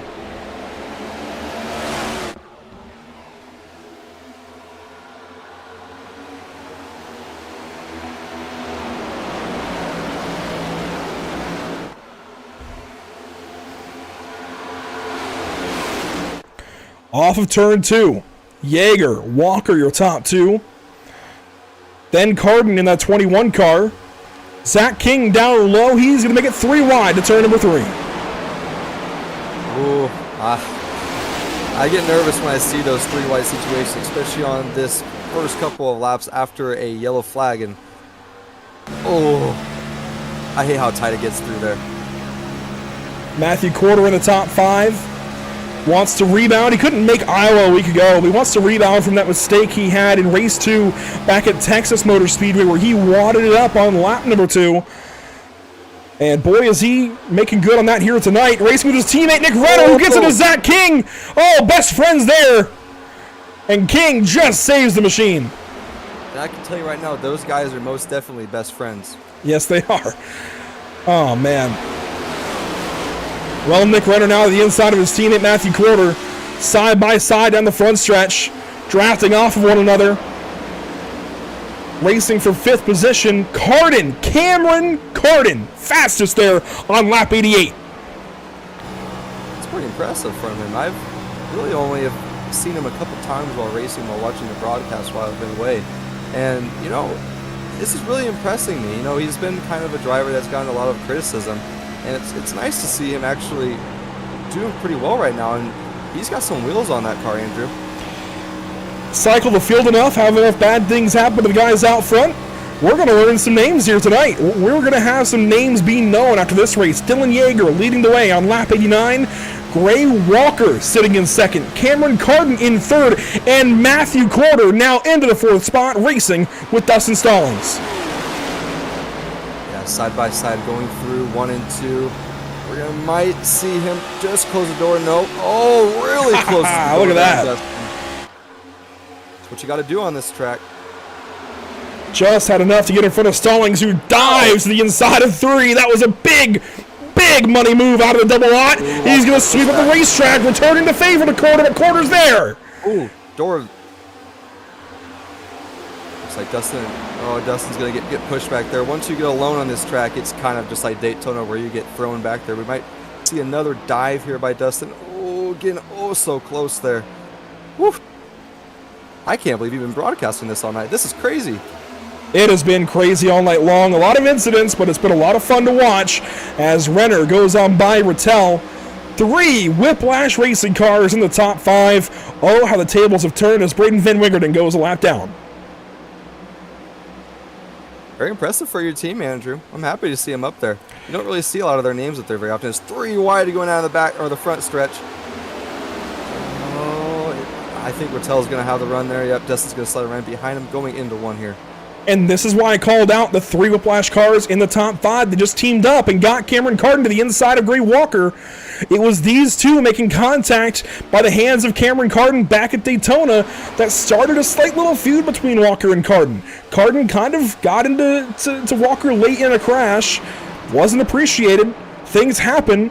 And now Carden's bringing the fight to that number 18 car, but he's not alone. He's got teammate Renner on his outside and Corder right behind him as Rattel goes to the inside of Corder.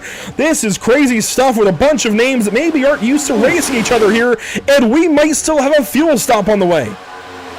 Yeah, a lot of these guys got to watch out for Nick. I've talked to Nick a lot, and we do a lot of road racing together, and he is hungry for a win in this series. And I think he might try to make it 3 wide here. If he gets the run here, he's going to go on the inside of Yeager here. Nope, get behind. Great move there. Sees who that Gray had the run there and is going to push Yeager back there. That sends Yeager back to 3rd spot. Gray Walker out to the race lead here to the point at Michigan International Speedway. Carden going to wrap around the outside of Dylan Yeager. And, Walker smokes the wall off the corner. That's going to give Nick a great run. He might try to go on the inside there. Ooh, we might see a big send here going into 1. Renner down to the inside. He juked him on the front stretch, broke his knees, broke his ankles, and gets the race lead here through turns 1 and 2. Nicholas Renner to the lead with a big charge here and a crash behind Coulter Clark and Richard Walsifer and Andrew Rattel. Caution is back out at Michigan. I think that might be another 3 wide situation there, Andrew. As has been the story all night long, the field getting 3 wide through the corner, spreading out, and then funneling down the backstretch. Turn 2 has been Calamity corner tonight. Yeah. So much has happened off that corner. Yeah, luckily I'm seeing a lot of cosmetic damage on these cars. I know it looks like Coulter was in there, Richard, Rattel, and I think maybe Branville got a little lick of it, but... This time, that's just a pinch. They just squeezed. I don't think either driver out of those 3 did anything wrong. They were just racing. Yeah, Rattel got a little sandwich there by 2 other teams. So I right there Rattel in his seat right now. I was like, what went wrong? If anything, and this is a stretch, I would say Rattel came up a hair or 2 far. Yeah. But that's why we got Rev in the booth, the RC, because he's the best one out there and he can spot any little speck of detail. I've been up there with him and I tell you right now, he looks at every view possible. Here we go, pit stops. This is going to be maybe the money stop this evening. If we keep getting cautions like this, getting into and out of this pit lane in a hurry on this stop in particular, the fuel window has just opened up, I believe. This is the money moment for all these drivers and teams to get work done quickly. Corder misses his box, has to back up. Looks like Renner and Carden got into their boxes nice and quickly. Walker comes down the pit lane, and Dylan Yeager is going to have the very first pit box here. He started this race from pole position, has the longest trip down to his box with the shortest trip out of it. And Buzzio down in the way. Wow, I think that was a 2-tire stop there, Ranger. It was either 2 tires or fuel only. 5.5 seconds. We'll review the tape. That might have been fuel only.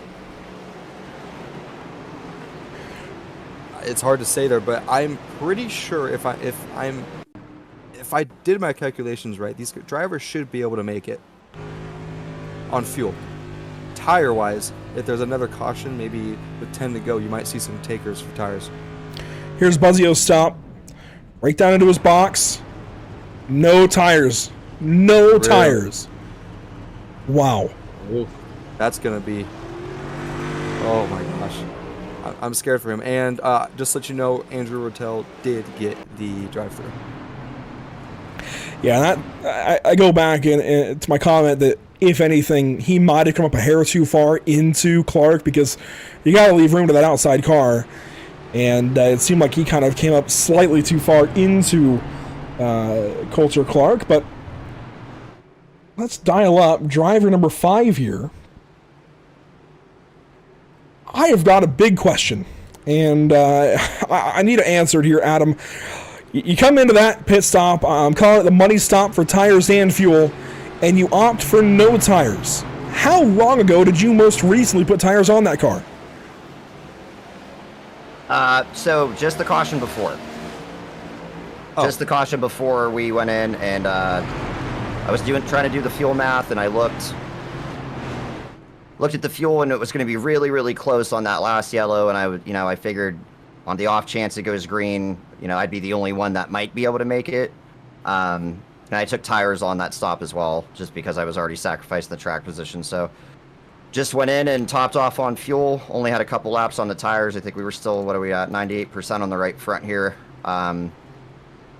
Opted for track position. The race has been absolutely nuts, obviously. It's been a lot of fun, but it's been just super chaotic. So yeah, hopefully the pit strategy works out. I don't think the couple laps on tires should be too detrimental for us. Fuel's still a little bit tight, but we should be good if we don't have any overtime. So we're gonna keep our fingers crossed here and try to get a win, man. We got good pace here, so just a long race of back and forth for us. And it looks like the same call for your teammate Jared here inside. Both of you trying to nurse what has been a kind of subpar start to the season. Can you get it done here tonight? Man, I hope so. It'd be great to get a win at Michigan. I absolutely love this track. So, last week was a good start for some momentum. Be great to keep it going. Best of luck here on this restart. Thank you, boys. We'll get him back up just in time for the Geico restart zone. Here we go. Race is back underway. The BRB Generation 250. He's an expecting father. Green flag is back out at Michigan.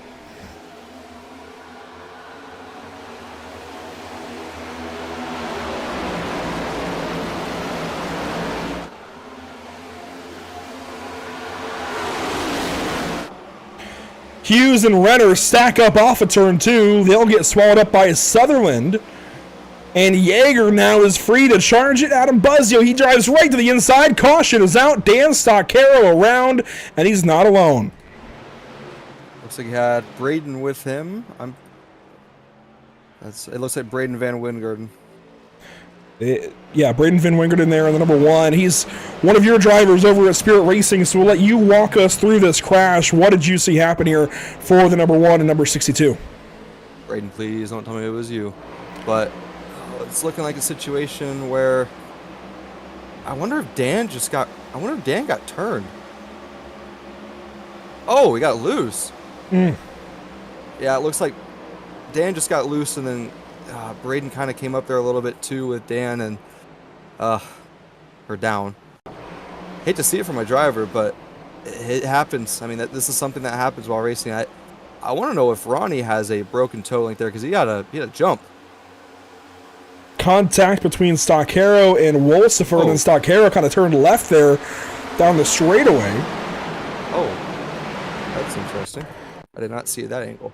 Another look here is Joshua Parent started right behind Stock Hero on the restart. And these guys, this is something Race Control is trying to get under wraps, trying to get figured out. Drivers leaving gaps to get runs on restarts, especially when they're stacked up single file. Let this be a lesson to everybody. You don't want to do that. You want to try to have even gaps around each other to avoid this kind of calamity on the restart.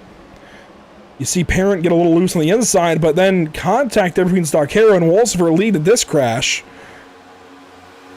I think Dan tried to pull the car off the wall and just happened to pull too far to the left. Yeah, I definitely agree with you there. I don't know it. I definitely think he will most likely get the drive-through, but I don't think that was intentional at all. Well, let's see. For Dan Stock Hero and Richard Wolsifer.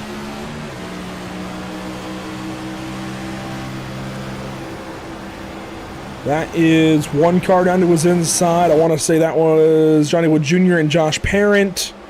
He bobbled, got into Wolsifer, who got into the wall. Yeah, that's going to come back on Dan, I think. Yeah, and I think Race Control might have said that. And there we go. Yeah, Dan Stock Hero just got the drive-through. Here's the view for Ronnie Osmer.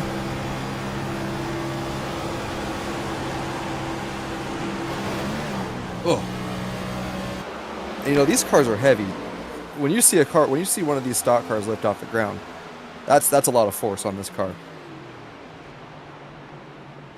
And honestly, I don't think it's that bad for what it could have been. That easily could have been a toe link. I think all four wheels are still pointed the right direction. Here's a view. Yeah, I think he's okay, all things considered. It could have been a lot worse. He is very lucky there to not break that right front toe link.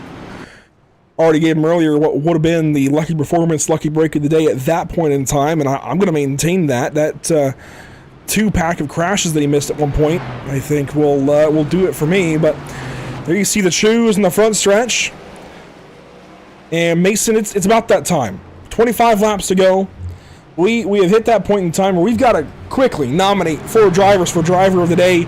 You were out there in the field. You can't nominate yourself, I'm sorry, but you can nominate 2 you can nominate 2 other drivers here. I'm going to give you the floor for your first. I'm going to give, I hope this doesn't go to his head, I'm going to give one to Nicholas Renner. Nick Renner going to get a nomination here. We'll see what he can do with it. Not a bad option there in the 22, obviously. He's got good colors on that number 22 machine, but I'm going to have to call out Dylan Yeager. He has gone from the front to the back to the front. We talked to him for the first time a little bit earlier. Dylan Yeager has been impressive today to get back up on the seat. And to you for your second nomination. Oh, my. I'm going to do what I did with NARL, and I am going to give it... Oh, wait. I'm going to give it to Jared Hughes. He started 28th and is now 3rd. So, I'm going to do the exact same thing I did with NARL. I'm going to go for the guy who started the farthest back. I did it for both of them. Nick and Jared. Let's see, positions gained. You've also got, Renner up 25, Fritz up 11, Selby up 13. You know what? That's going to do it for me. A recovery drive for Matthew Selby. I don't know how he's back in this thing, but that car looks as good as ever. I'm going to quickly type it out as we go back into the Geico restart zone and get this race restarted here at Michigan. Back underway on the far side of lap 100.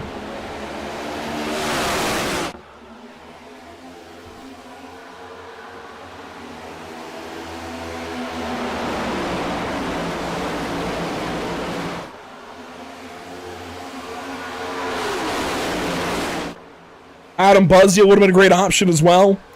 Even Isaiah Sutherland fighting back as there's crashing in the background. Barnes and another waiting on the caution, and there it is. Barnes and I think Johnny Wood Jr. Oh, gee, that car's staggering pretty good.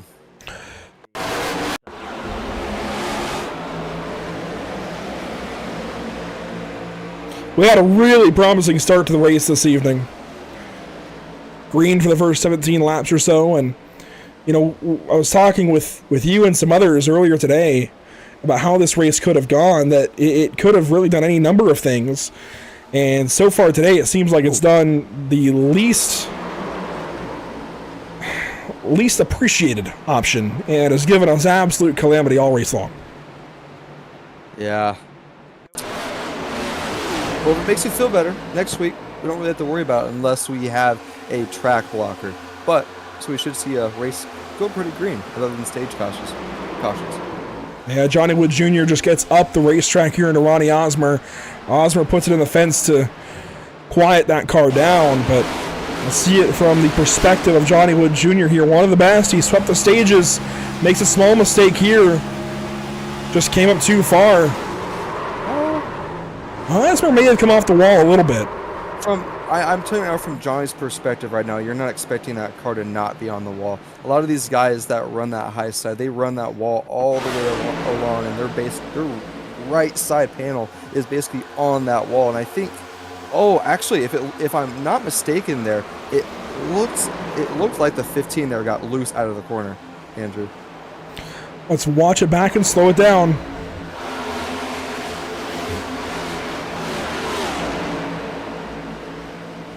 Let's watch it here. He's following the lines. I don't know. If it did step out, it was marginal at best. They just kind of ran into each other. I think it might have just been enough to keep him on that seam that you saw right there. And I don't think Johnny was expecting him to be there. And that's kind of what had Johnny go up. And Johnny Wood did just get the penalty as well. Yeah, I think Johnny Wood came up more than Ronnie Osmer might have come down.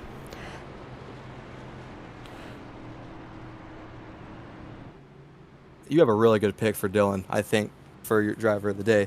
This driver's really impressed me tonight. Started first, is first. It really impressed me, honestly. I was not expecting the speed, especially in qualifying. And especially, I don't know, I haven't really seen much from this driver from any race I've watched. And I like to see him up there. You know, at first I was like, oh, he's going to burn up his stuff. But he's actually doing a really good job as keeping himself there as we're looking at points right now. 5th coming into tonight. Kyle Heath there on top, couldn't make it tonight. I think spending some time with the wife. But Dylan Yeager, 5th. The best driver that is in this race, in the standings at least, best driver in the standings that is in this race without a win. Because Kyle Heath couldn't make it tonight. So Yeager comes into tonight 3 points ahead of his teammate Selby, who, by the way, is 6th after having a completely destroyed car earlier in this race. He's had enough cautions to get enough repairs made to get back in this field. But Yeager, leading laps here under caution, started this race from first, got swept up earlier, has come back. And you beat him to the line, by the way, to deny him that lead on lap 1, which that always stings when you set pole time but don't lead that first lap. You did that to him, Mason, but what a run he's put together since then. Hey, I just held her wide open around the outside of him. That's all I did.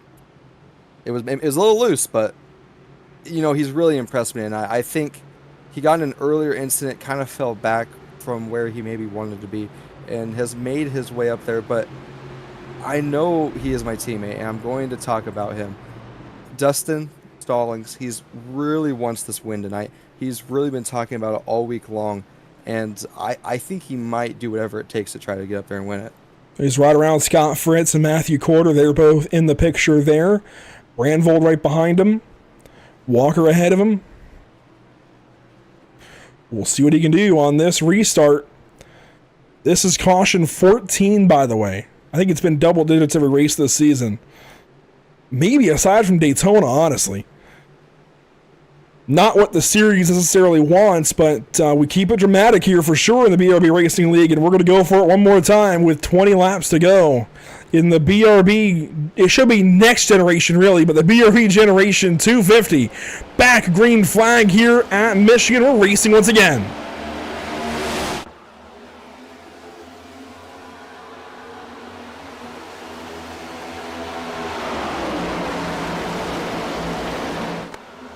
Cars out of this race include Dakota Camper, Brendan Maddox, Mason Hausman, Patrick Hernandez, Jason Bottoms, Zachary Maddox, and Derek Dryman.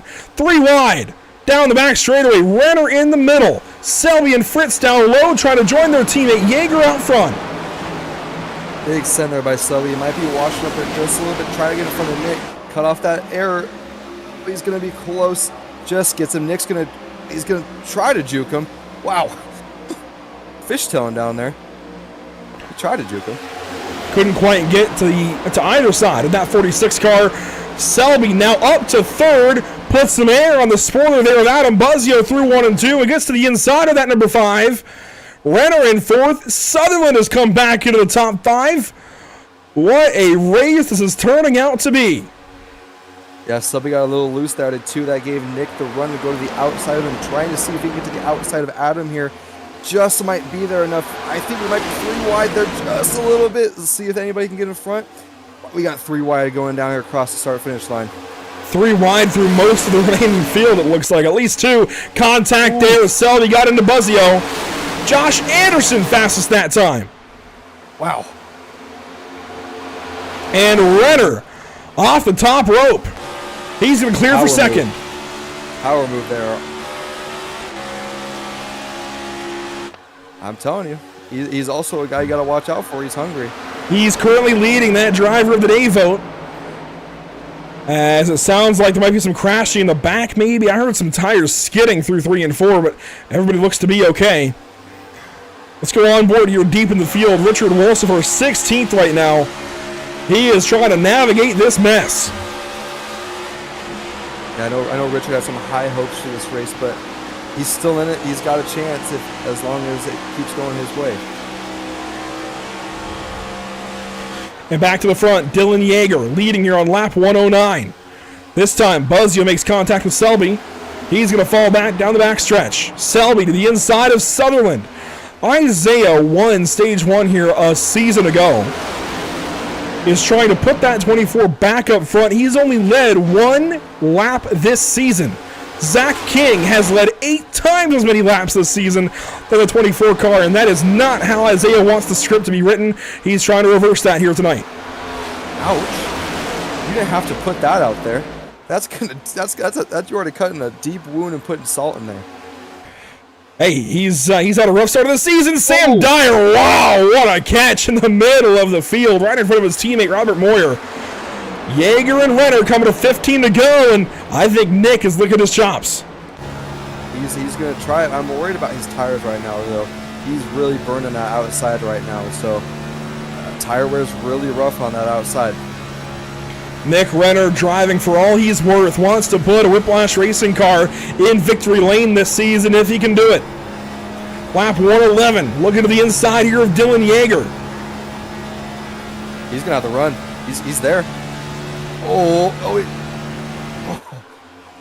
don't turn him. Real close down the backstretch, but Renner going to poke ahead for the race lead. He's still got Yeager on the outside, and Yeager's going to have the run down the front stretch. This is going to bring Sutherland and Fritz, and he tries to close the door just like Ross Chastain in the World 600 a couple of nights ago. He was definitely trying there. Didn't have the full momentum as he did. Might try to send it down here in the 1. He needs to get a bigger send. Oh. Yeager's going to have it there. He's going to have the run out there. I think Nick's going to be following right behind him. Side by side down the back straightaway, and Renner gets back in behind Yeager. Going to try and draft on the backstretch now. Everybody trying to find their spot in line. Your top 10 currently: Yeager, Renner, Sutherland, Fritz, and Selby. Then Carden, Buzzio, Brandvold, Walker, and Stallings back there in 10th. A crazy, crazy night here at Michigan International Speedway. It's coming to a close. 13 laps to go. Yeah, these two need to watch out for Isaiah right now. I know he's hungry for a win as well. So I would never take him out of the picture. He's always trying to go for a win. He's going to maybe make a move if he can't. Slow car ahead. Who is that? That's Christian Barnes, who wisely gets out of the way. Yes, very good there, Christian. Might need to go a little bit lower there, buddy. Looks like everybody's going to maintain, get around him very nicely. Very good by the field. They're very good by Barnes there to get out of the way. Very mature of him for that. I know a lot of people don't like doing that, but very mature of him to do that. 12 laps to go, this time by across the stripe. It's Yeager, Renner, and Sutherland. Then Fritz and Selby, a couple of teammates to Yeager. And there's Renner back down to the inside through 1 and 2. Has he shown his hand a little bit too early, perhaps? I think he's going to get freight trained here by Isaiah, unless Isaiah wants to work with him there. That's an interesting teammate combo. Chevrolet is up top, a Ford down low. Oh, he might get a little tight there. I think Yeager's taking the air off his nose. Isaiah might try to make it 3 wide here. Nope, doesn't have the run. Fritz goes up. Sutherland blocks. 3 full tilt cars here in the top 5. Numbers are working in their favor, and Sutherland's working with Jaeger. Renner down low. Yeah, he's trying to push out Renner there. Oh, Renner's going to get tight. Oh. Wow. There goes Sutherland on the outside along with Jaeger. He's going to bring Fritz. And just like that, from racing for first, back into 4th spot goes Nicholas Renner. Maybe 3rd if he can slide up here. 10 laps to go. All right, Renner. If I were you, I would stick with Isaiah here. He's got a lot of power underneath that car right now. There goes Isaiah Sutherland down to the inside. He's going to try and lead just his 2nd lap this season. Inside of 10 to go. Gets a shove rather here from Jaeger. That's going to help him out. Ooh, those off-center pitches are not looking very nice right now. Here comes Buzzio back into the fight. He's going to bring Brandvold. Ooh, my team. Jaeger back to the inside. It was 10 to go last time. That means 9 to go this time. Sutherland leading just his 2nd lap now in 4 races this season. They're getting some draft off of that lap car. Dan Stoccaro. Could he play a factor in this, just like Joey Logano and Denny Hamlin in the World 600 just a few nights ago? Jaeger gets up into Sutherland. Renner going to have a run on the outside. Great save there by Jaeger on that snap. I saw that little snap there that he had, so that's going to put him back to 4th there. That's going to put Isaiah Sutherland in the lead. We might see Nick try to send it on Isaiah there. I know these two are not the best of friends in the world, but as of right now, very clean racing by these two. Here we go, down the front straightaway. Fritz and Jaeger, they're getting set up now as Renner pushes Sutherland. I think it would be in the top two's best interest to line up right now and try to set sail away from the 48 car. But will Renner sit in behind and work with him, or will he go down to the inside just like this? Caution! Matthew Corder in trouble. Oh my goodness. That is a destroyed car. A bad look for Matthew Corder. 2nd big impact like this season, and what happened to him? He's on the outside, tried to turn in, and dang, Robert Moyer was there. Wow, that is a hit. He made it a long laps tonight, wanted to avoid an incident just like this. Racing with Sam Dyer on the inside there. That is what we call a race ender. Yeah, it's going to be it for Corder. We'll watch this replay, then come back to live picture to try and catch some pit stops. This is going to shake the field up. Who stays out, who pits? I don't know. I think any of these leaders need to come into the pit, especially if you're Nick right now. This might be your best friend. And wow, I'm honestly super surprised that nobody else was collected in that there, Andrew.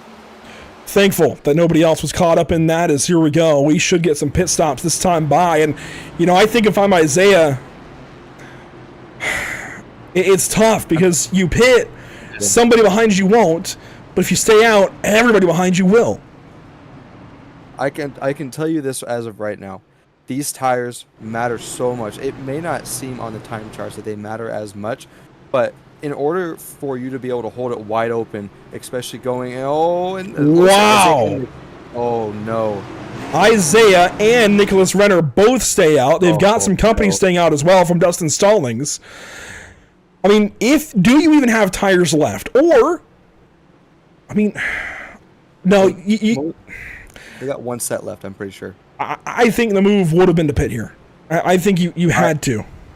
I totally agree with you. In order for you to be able to hold it wide open around 1 and 2, especially on these restarts, you need to have that tire wear. So I think this may be a faulty mistake here by these top 3. A total of 7. Spinning. Oh, wow. Osmer and Selby.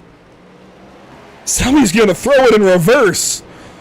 R for race, and he's going to get on out of there. That's pretty impressive. This is like Talladega Night stuff. Problem is, he's got to get off the pit lane without going up on the racetrack, and that will be a challenge. Oh. And there's only so much that reverse gear has. He's going to slow everybody up here doing this. This will not be appreciated by race control. No. Yeah, I'm telling you right now, a lot of these drivers are not very happy with him right now. 8,000 RPMs. Trying to... And he's going to get a shove here from Anderson. Don't do that! Oh, no! What have you done? Yeah, that's going to be... I think if... I'll let you go. That's going to look... Sorry, I'll let you go there, Mason. What are your thoughts? Sorry, I'm totally cutting you off. If anything, right there, that's not a good look there. I mean, I understand that. Yeah, a lot of drivers are upset, but you can't do that. You can't just push someone out of the way, especially as of right now. So, no, I think that's worse than being in reverse here on the pit lane. Yeah, you don't want to do that. That's just naughty. We'll say naughty. You're hitting the steering wheels. Like, you are hitting the two steer wheels that are at the front of the car by hitting the front of the car while he's in reverse. That is not the sharpest move in that position. I know it's frustrating, but just let him be in reverse and let him get talked to by race control. Don't get yourself in that. And to be fair, you're not really going to lose much either because the pace car's got to wait for you. Right. If they wouldn't have made, and yeah, is he always gonna? We're gonna see with a wreck here. It looks like he just came across the nose of Ronnie here as he was coming in. This happens a lot in real NASCAR, and yeah, that's just two guys making contact in the pit lane. Ronnie had to come in. He was so far at the back of the field that he was coming in as other cars were leaving, and Matthew really should have taken the opportunity here to throw a J-turn while he had a gap. That was the safest spot, I think, to have done it, but he didn't think of a J-turn. A J-turn being while you're in reverse, about 30 miles an hour, 35 miles an hour, throwing the car sideways, throwing the wheel, and catching it as it comes back around. Didn't quite think of that, but here we go. A restart coming with less than 5 to go. It'll be 4 laps to go, and Isaiah Sutherland, Nicholas Renner, Gray Walker, Dustin Stallings, Coulter Clark, Braxton Skinner, and Johnny Wood Jr. all will stay out. First car on tires is going to be Scott Fritz, followed by Adam Buzzio. 4 tires for Buzzio, 2 for Fritz. Let's see what happens. 4 laps to go. Green flag, back in the air. We're racing once again in the BRB Generation 250.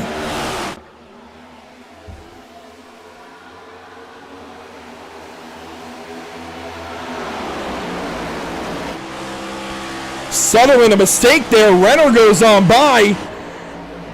Nicholas Renner leading down the backstretch here with 4, now 3.5 laps to go at Michigan. Watch the 48, 3 wide. Oh, big block there by Renner.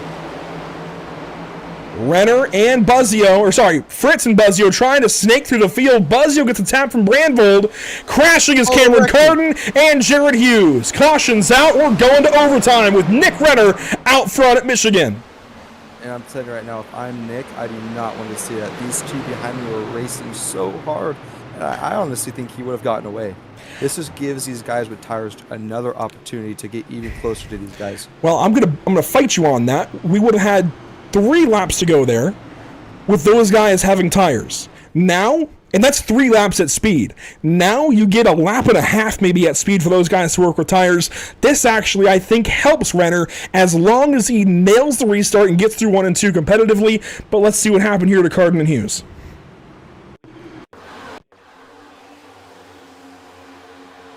The red 21, oh man, they were like 4 wide at a turn 3. King down on the inside there. But watch Carden in that red and yellow 21 car. He's slow on the top side. Hughes is way down low. Wow. Rattel and Moyer just door banged in the middle of that. That's not on Hughes or Carden. No, not at all. I thought it was a little bit more of Carden's fault, but that's nothing his fault. I hate to see that for him because he was actually having a really good night there, but Rattel came up, Moyer was there. That shoves Moyer up into Carden. He came down the racetrack, of course, sideways out of control. That hooks Jared Hughes. That goes back to the 6 and 16 having to run off the corner and just door banging each other. Maybe even a little more on Rattel, and I wonder if race control sees it the same way I do. That would be the second cause incident for Rattel. Could this be a park for the 6 car late in this race? I will 100% agree with you there. I'm very, what's the word? I definitely think it's on Rattel there, and I think he might get booted for that. But then I look at it again, and I see Moyer come further down than Rattel comes up. I mean, I don't know. That's going to be hard for race control. This may be a racing incident. And I hate to say that, because that took out a couple of good cars, but you got one guy coming up, one guy coming down. It happens. I mean, it happens. It's sad for everybody else that got wrecked in this, but yeah. Jared Hughes just didn't even know what was happening. No time to react for that. Matthew Corder, by the way, has accepted responsibility for his crash with Robert Moyer. I think that one could have gone either way, but hey, props to Matthew for accepting it, as we will go into overtime for one of the first times this season, maybe the first time this season, that we break out this Lucky Performance overtime rule graphic. If you're new to NASCAR-style overtime racing, we get what's called a green-white checkered. 2 laps, a green lap and a white lap. If the green lap is completed, the race is official. If the green lap is not completed, we'll restart again. After all 3 attempts are used, a caution can end the race so long as that caution comes out during the green lap. And this, I think this is our first time going into Lucky Performance overtime this season.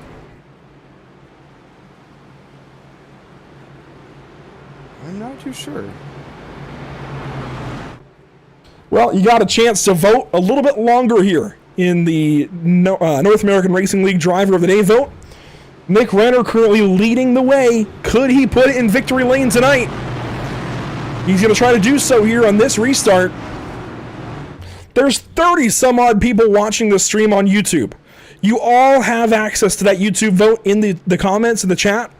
Let's see you all vote here. The 20 of you that haven't, let's see you vote in these next couple of moments on this overtime restart, and immediately thereafter you have a chance to let your voice be heard.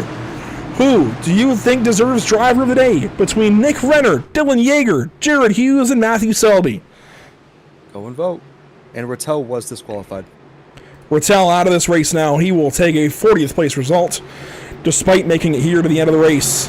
Renner blinking. No! You're kidding me. Nick Renner made it to the final lap. There he is. He's back. He's back. This restart can still go. Green flag, but Renner was caught sleeping because of the issues. You're kidding me. Oh. Overtime restart is live. Oh. No. Well, somebody else is going to go to victory lane for the first time this season. It won't be Nick Renner, I don't think. Johnny Wood Jr. back in the top 3. Dylan Yeager's there as well. Race down the back straightaway. It's going to be Dustin Stallings or Richard Walsh. They did contact. Down the racetrack goes Fritz on Anderson. We're just trying to survive to get back to the white lap here. Who's gonna get there? Wolsifer leading. Oh my gosh, is Wolsifer gonna win this? White flag is out this time, brought to you by Whiplash Simcams. This race is official. Richard Wolsifer, I was in the team chat earlier today, just kind of having a chat, talking with him. I told him when I left to restart my computer before this broadcast that I better see him in victory lane, and I'll be darned. He is working down the back straightaway right now on the final lap here at Michigan in the BRB Next Generation 250, and Richard Wolsifer is going to work off of turns 3 and 4, this time by the Stintz-built Chevrolet Camaro. For the first time since New Hampshire in Season 2, is going to victory lane. Richard Wolsifer gets it done at Michigan. Wow.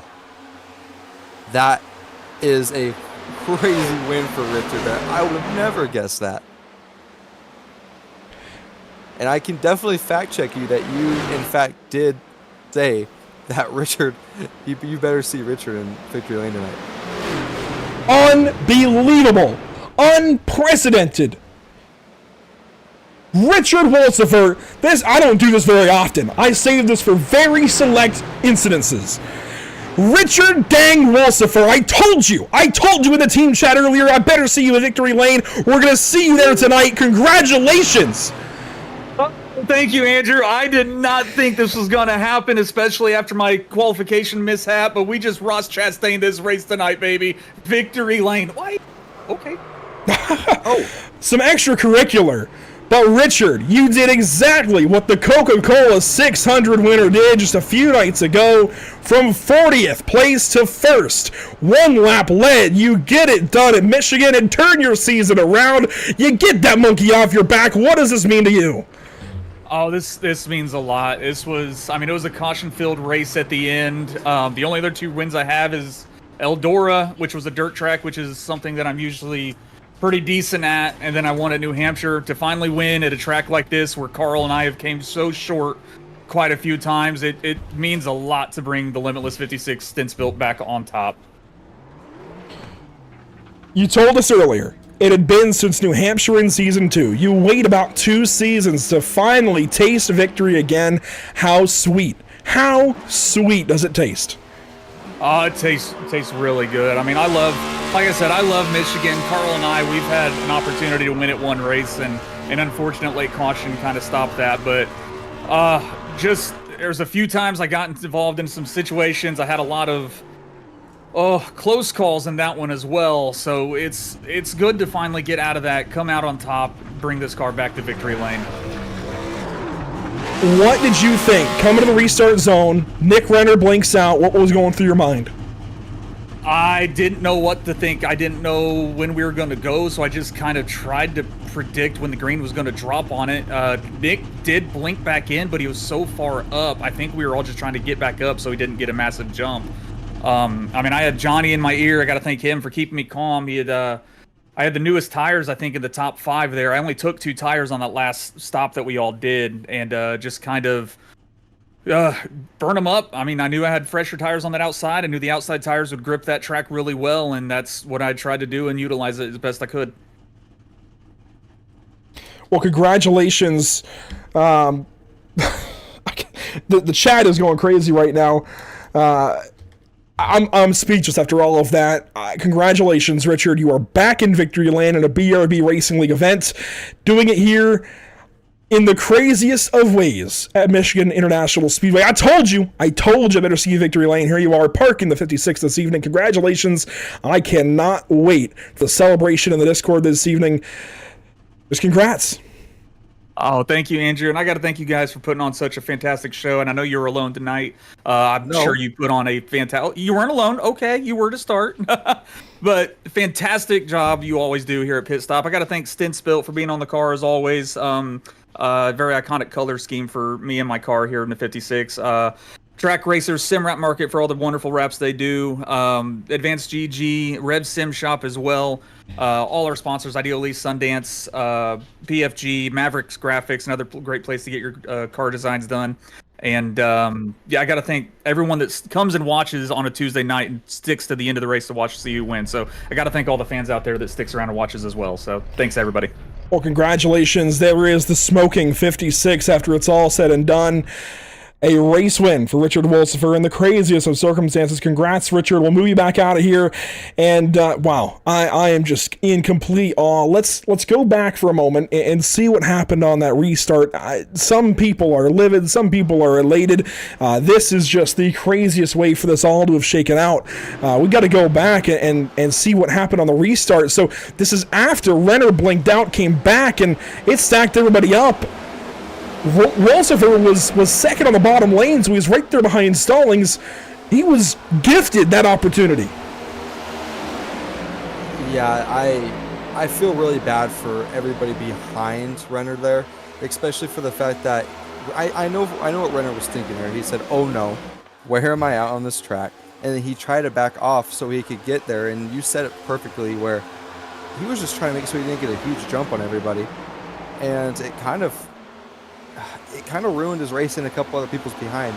And I feel really bad because, you can't really do much about internet. But I don't know, it's a really good win for Richard. I know he's been working his butt off to try and go out there and get a win. And I'm super happy to see him get this win. And I don't think I've ever seen you pull somebody in as soon as they won a race. Normally wait till they do their burnouts. But we got an interview as he was doing his burnouts. We had to get that emotion. Richard Wolsifer back to victory lane in the biggest of ways. Let's go back one more time and see everything that happened there on that restart. Coming to the green, let's back it up live. So Renner, he blinked out somewhere back here. He blinks out, watches 22, and he is going to just be right here. The only thing that Race Control could have done, and I'm going to tell you why they didn't. The only thing Race Control could have done was to extend this caution. Now, I think in hindsight, maybe Race Control learns from this. But why they likely didn't, Mason, is because 9.5 times out of 10, a driver blinks like that, they're not coming back just in time for the restart zone. They blink out completely like that, they're often gone. You are left with a very small window to contemplate what's going on. If we can measure that, let's play it in real time. From here, somebody measure this for me. You don't have very long to consider what happened. You're saying, okay, is he actually on? Is he actually on? Is he actually gone? Okay, maybe, what do we do? Trying to connect with somebody. By this point, he's back. You don't have much time as Race Control to decide what to do on this restart. I think in hindsight, something is learned here, but for all of the drivers already attacking the admins of this series of what could have been done, that is why. Because 9.5 times out of 10, that 22 was gone completely out of the session, not coming back in time for the restart. That is such a fluke to have him back just in time for the green flag. It's unfortunate, but I don't know how you can have an expectation on a human to make that decision that quickly when that situation has just never happened before. Yeah, honestly, the only other thing I could have thought there differently for Renner's brain is just to go. I know he probably would have gotten a lot of backlash, but it would have been a lot better than maybe what he's getting right now, because everybody on the outside lane right now is pretty livid. And they should be upset at the situation, but you cannot direct that at the humans that are just trying to do their best. I said it earlier with a driver who made a mistake, and I'll say it here for Race Control. You cannot learn from something until it happens. I said that about Derek Dryman rejoining the racetrack in front of Zachary Maddox and then turning left. And I'll say it here for Race Control's credit. You cannot expect them to know exactly what to do in 11 seconds. Thank you, Kayla Rondeau. Thank you for measuring that for me. You cannot expect a human who's experiencing something for the very first time to make that decision that quickly. That's all I'm going to say on the matter. Let's review this one more time. Let's go back and see it, because there was some craziness in the background. And then we'll go over results and end this broadcast. But that's my piece. I've said my piece. I hope you all listen. That's that. Let's see this restart and what happened here to the rest of the field. I see Yeager and Selby with an opportunity, and Fritz as well. Brandville is up here. Johnny Wood is somehow back. That top line just got so staggered because of that. I really have nothing to say about it. I mean, I have my own piece on it, but I really don't think the drivers should be as mad as what they are. I understand that it basically ruined their race, but you can't be mad at Nick for that. I mean, it just happens. Internet goes out. I mean, at least, I guess I can't say because Kobe got wrecked, but I don't know. I don't know what to say about it.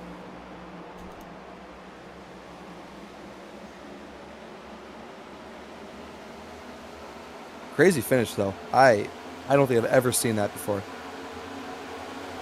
But great win for Richard here. And Dylan Yeager came in second, and Dustin Stallings in third. I mean, those are three pretty... I don't know. I was really impressed by Dylan tonight, but I thought, oh my gosh, I just now realized that Richard started 40th. And won the race. Exactly. I said it when he was doing his burnout and whatnot. Pulled the Ross Chastain from 40th to 1st. Something happened here with Scott Fritz, maybe. I guess they were 4 wide. I don't think it was here on the restart. I think something else happened that other drivers were talking about. But this is the run to the end for some of the drivers in the middle of the top 10. There was some crashing there at the stripe. We don't have all day to review it all, unfortunately. We got to get to these guys that finished top 3. But, man, I wish we'd go back and in-depth review this. Maybe this is a moment where the BRB Hauler podcast goes back in the replay on Thursday and reviews all of this, because this was crazy. There's a lot to dive into, but we don't have the time for it this evening. Let's take a look at what happened and where all these drivers finished this evening. Up front, Richard Wolsifer with the race win by 0.4 of a second over Dylan Yeager. Then Dustin Stallings in third. We talking to the whole top three, well, the rest of the top three anyways. Johnny Wood Jr. in fourth, Zachary Brandvold fifth. What could have been for Nicholas Renner, I said it, I thought that caution was going to help him until his computer kind of threw it all in the can. It was going to help him.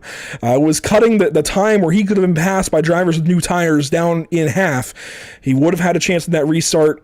What could have been for Nick Renner and Whiplash Racing. 6th place, Carl Pooler in 7th, Sam Dyer in 8th, Scott Fritz, a nice recovery there in 9th, and Zachary King, a recovery as well, to 10th. Yeah, and just sitting outside of the top 10, you have Isaiah Sutherland, who was the first person to actually hit Nick there. So really sad to see him all the way back down there. But in 12th, you got Braxton Skinner, 13th, Robert Moyer, 14th, Gray Walker, 15th, Cameron Carden, 16th, Cole Lewis, 17th, Coulter Clark, 18th, Matthew Selby, 19th, Dakota Ble, oh my gosh, and then 20th, Adam Buzzio.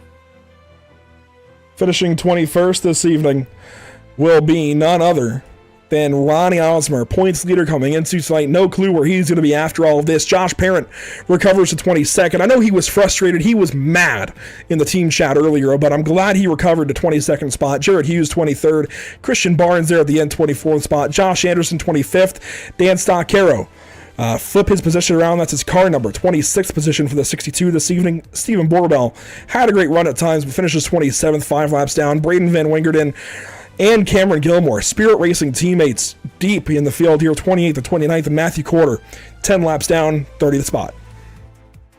Yeah, and sitting 31st, you have Cody Dorsey, 32nd, Evan Batinko, 33rd, Dakota Camper, 34th, Brendan Maddox, 35th, yours truly, Mason Hausman, 36th, Patrick Hernandez, 37th, Jason Bottoms, 38th, Derek Dryman, 39th, Zachary Maddox, and 40th, Andrew Rattel. All 40 cars this evening, and Rattel, of course, with the DQ for 2 caused incidents, and I think that might get talked about this week, but let's bring in second place Dylan Yeager. I nominated him for Driver of the Day, and you know what? We're going to close that Driver of the Day vote real quick. We usually do it after results are read, and we'll do it here right after results are read. Nick Renner wins the Driver of the Day vote. What an honor for somebody who could have had the race win, had it right in front of him on the restart, taken away by his computer. Props to Nick Renner, drove a fantastic race, led some laps tonight. What could have been for driver 22. But let's bring in Dylan Yeager this evening. Mason, you're talking to him. Second place for car 42. Yeah, Dylan Yeager. Nope. Oh, hey, Dylan. Sorry. Dylan, no worries. Dylan Yeager started first, finished second. Just one short. I bet it hurts right now, but how was your race? It don't hurt too bad. It was up and down, obviously. I mean, I know the broadcast had me in here earlier talking after I got in a wreck for the lead and had damage, so to come back and finish second and be competitive at the end was nice. You know, it's just a tough track when you're out front. People are just getting such big runs on you, and it's hard to block, and I don't want to be that guy and cause a wreck from blocking someone like an idiot. So I was just trying to race respectfully and still come home with a good finish, and luckily we were able to drive through the field there and get back up to second.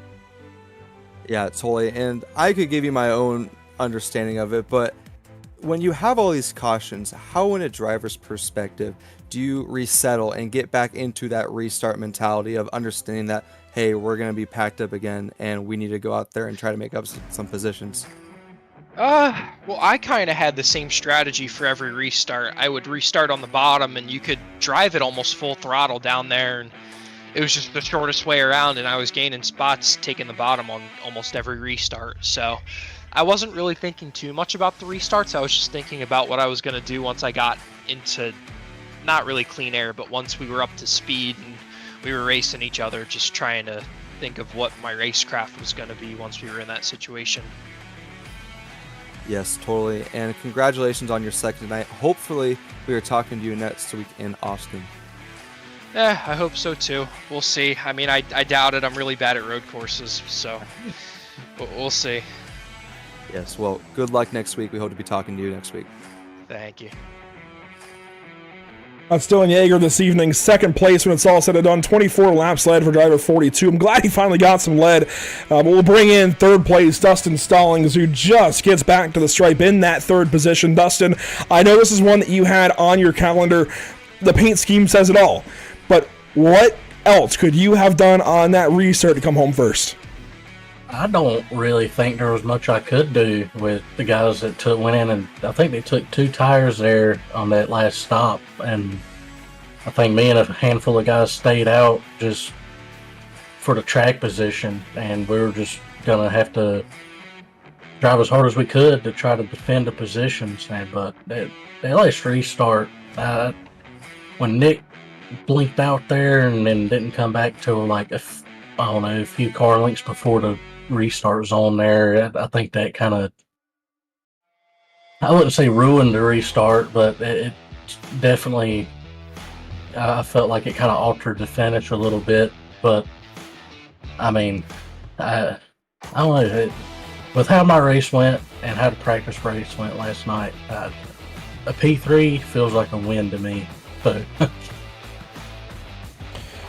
I think you're allowed to say it ruined the finish of the race. I think it ruined it for many, but also gave opportunity to others, and it gave you an opportunity. I mean, you were leading there through 1 and 2. You and Richard kind of made some contact. If you could rewrite that last lap, obviously you'd have yourself win, but what could you have done? I honestly, man, I don't know if I could have done anything different just with how many laps I had on my tires, and I knew Richard had fresher tires, and I knew he was gonna, if he could get to my inside, there wasn't nothing I could do really. And I was trying to side draft him on the back stretch, and we made a little contact, and I started to see his car kind of rotate, and so I had to get off of him so I wouldn't turn him. But there wasn't really anything else I could do, man.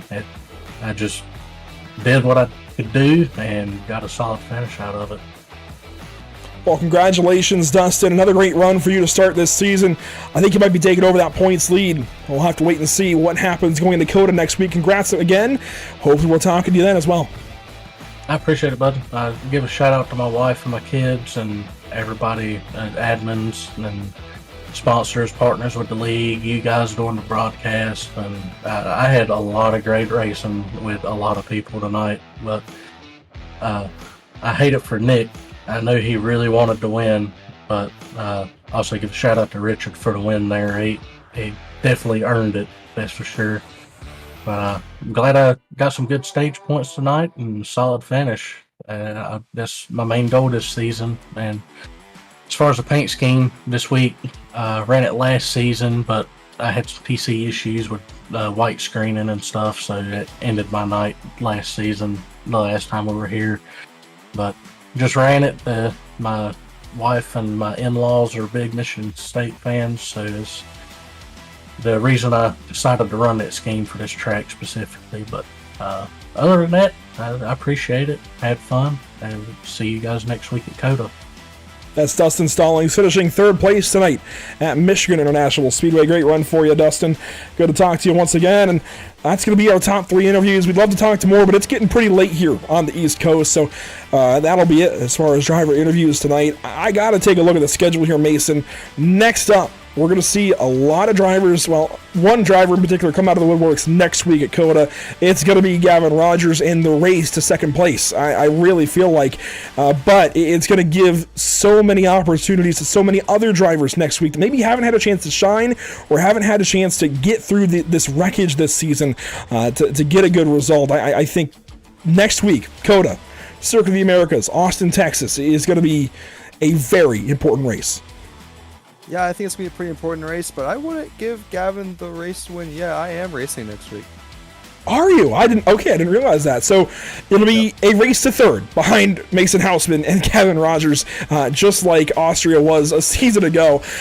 You guys are just so dang good on the road course. I'll tell you what, before we get there and we run the COTA West layout, is there any advice you have to any drivers trying to aspire to be like you guys at the front of the field? Aspire?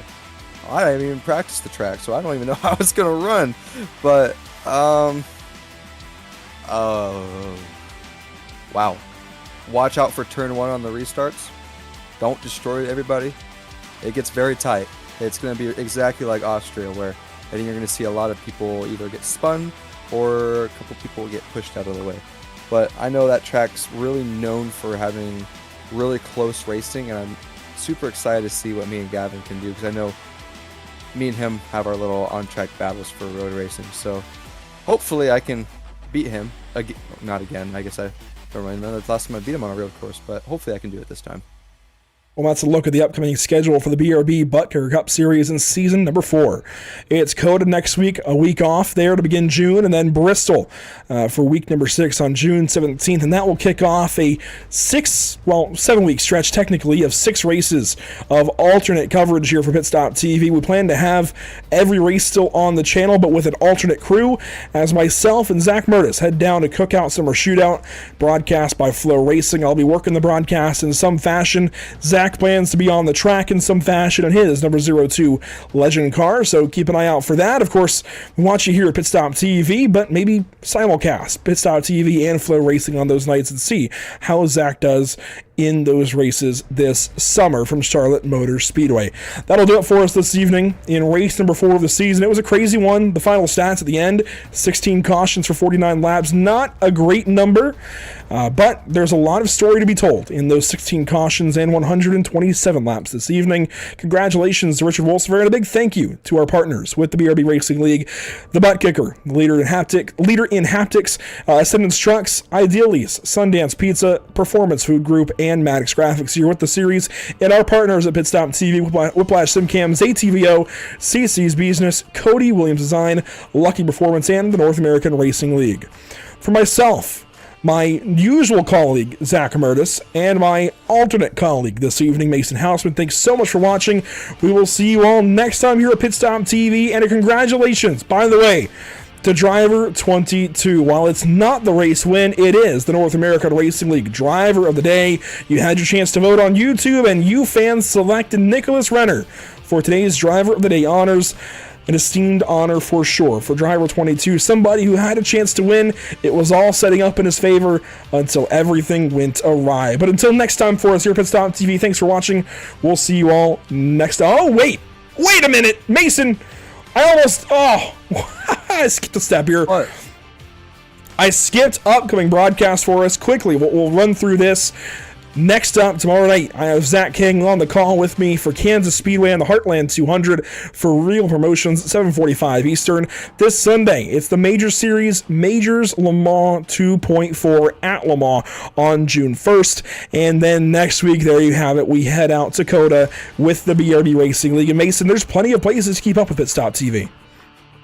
Yeah, make sure to check us out at www.pitstoptv.com, Facebook at pitstoptv, Instagram at pit_stop_TV, TikTok at pitstoptv1, Twitch pit_stop_TV, YouTube at pitstoptv1, and on X at pitstoptv_. That'll do it for us this evening, properly this time. Thanks for watching here on Pit Stop TV. We'll see you all next time.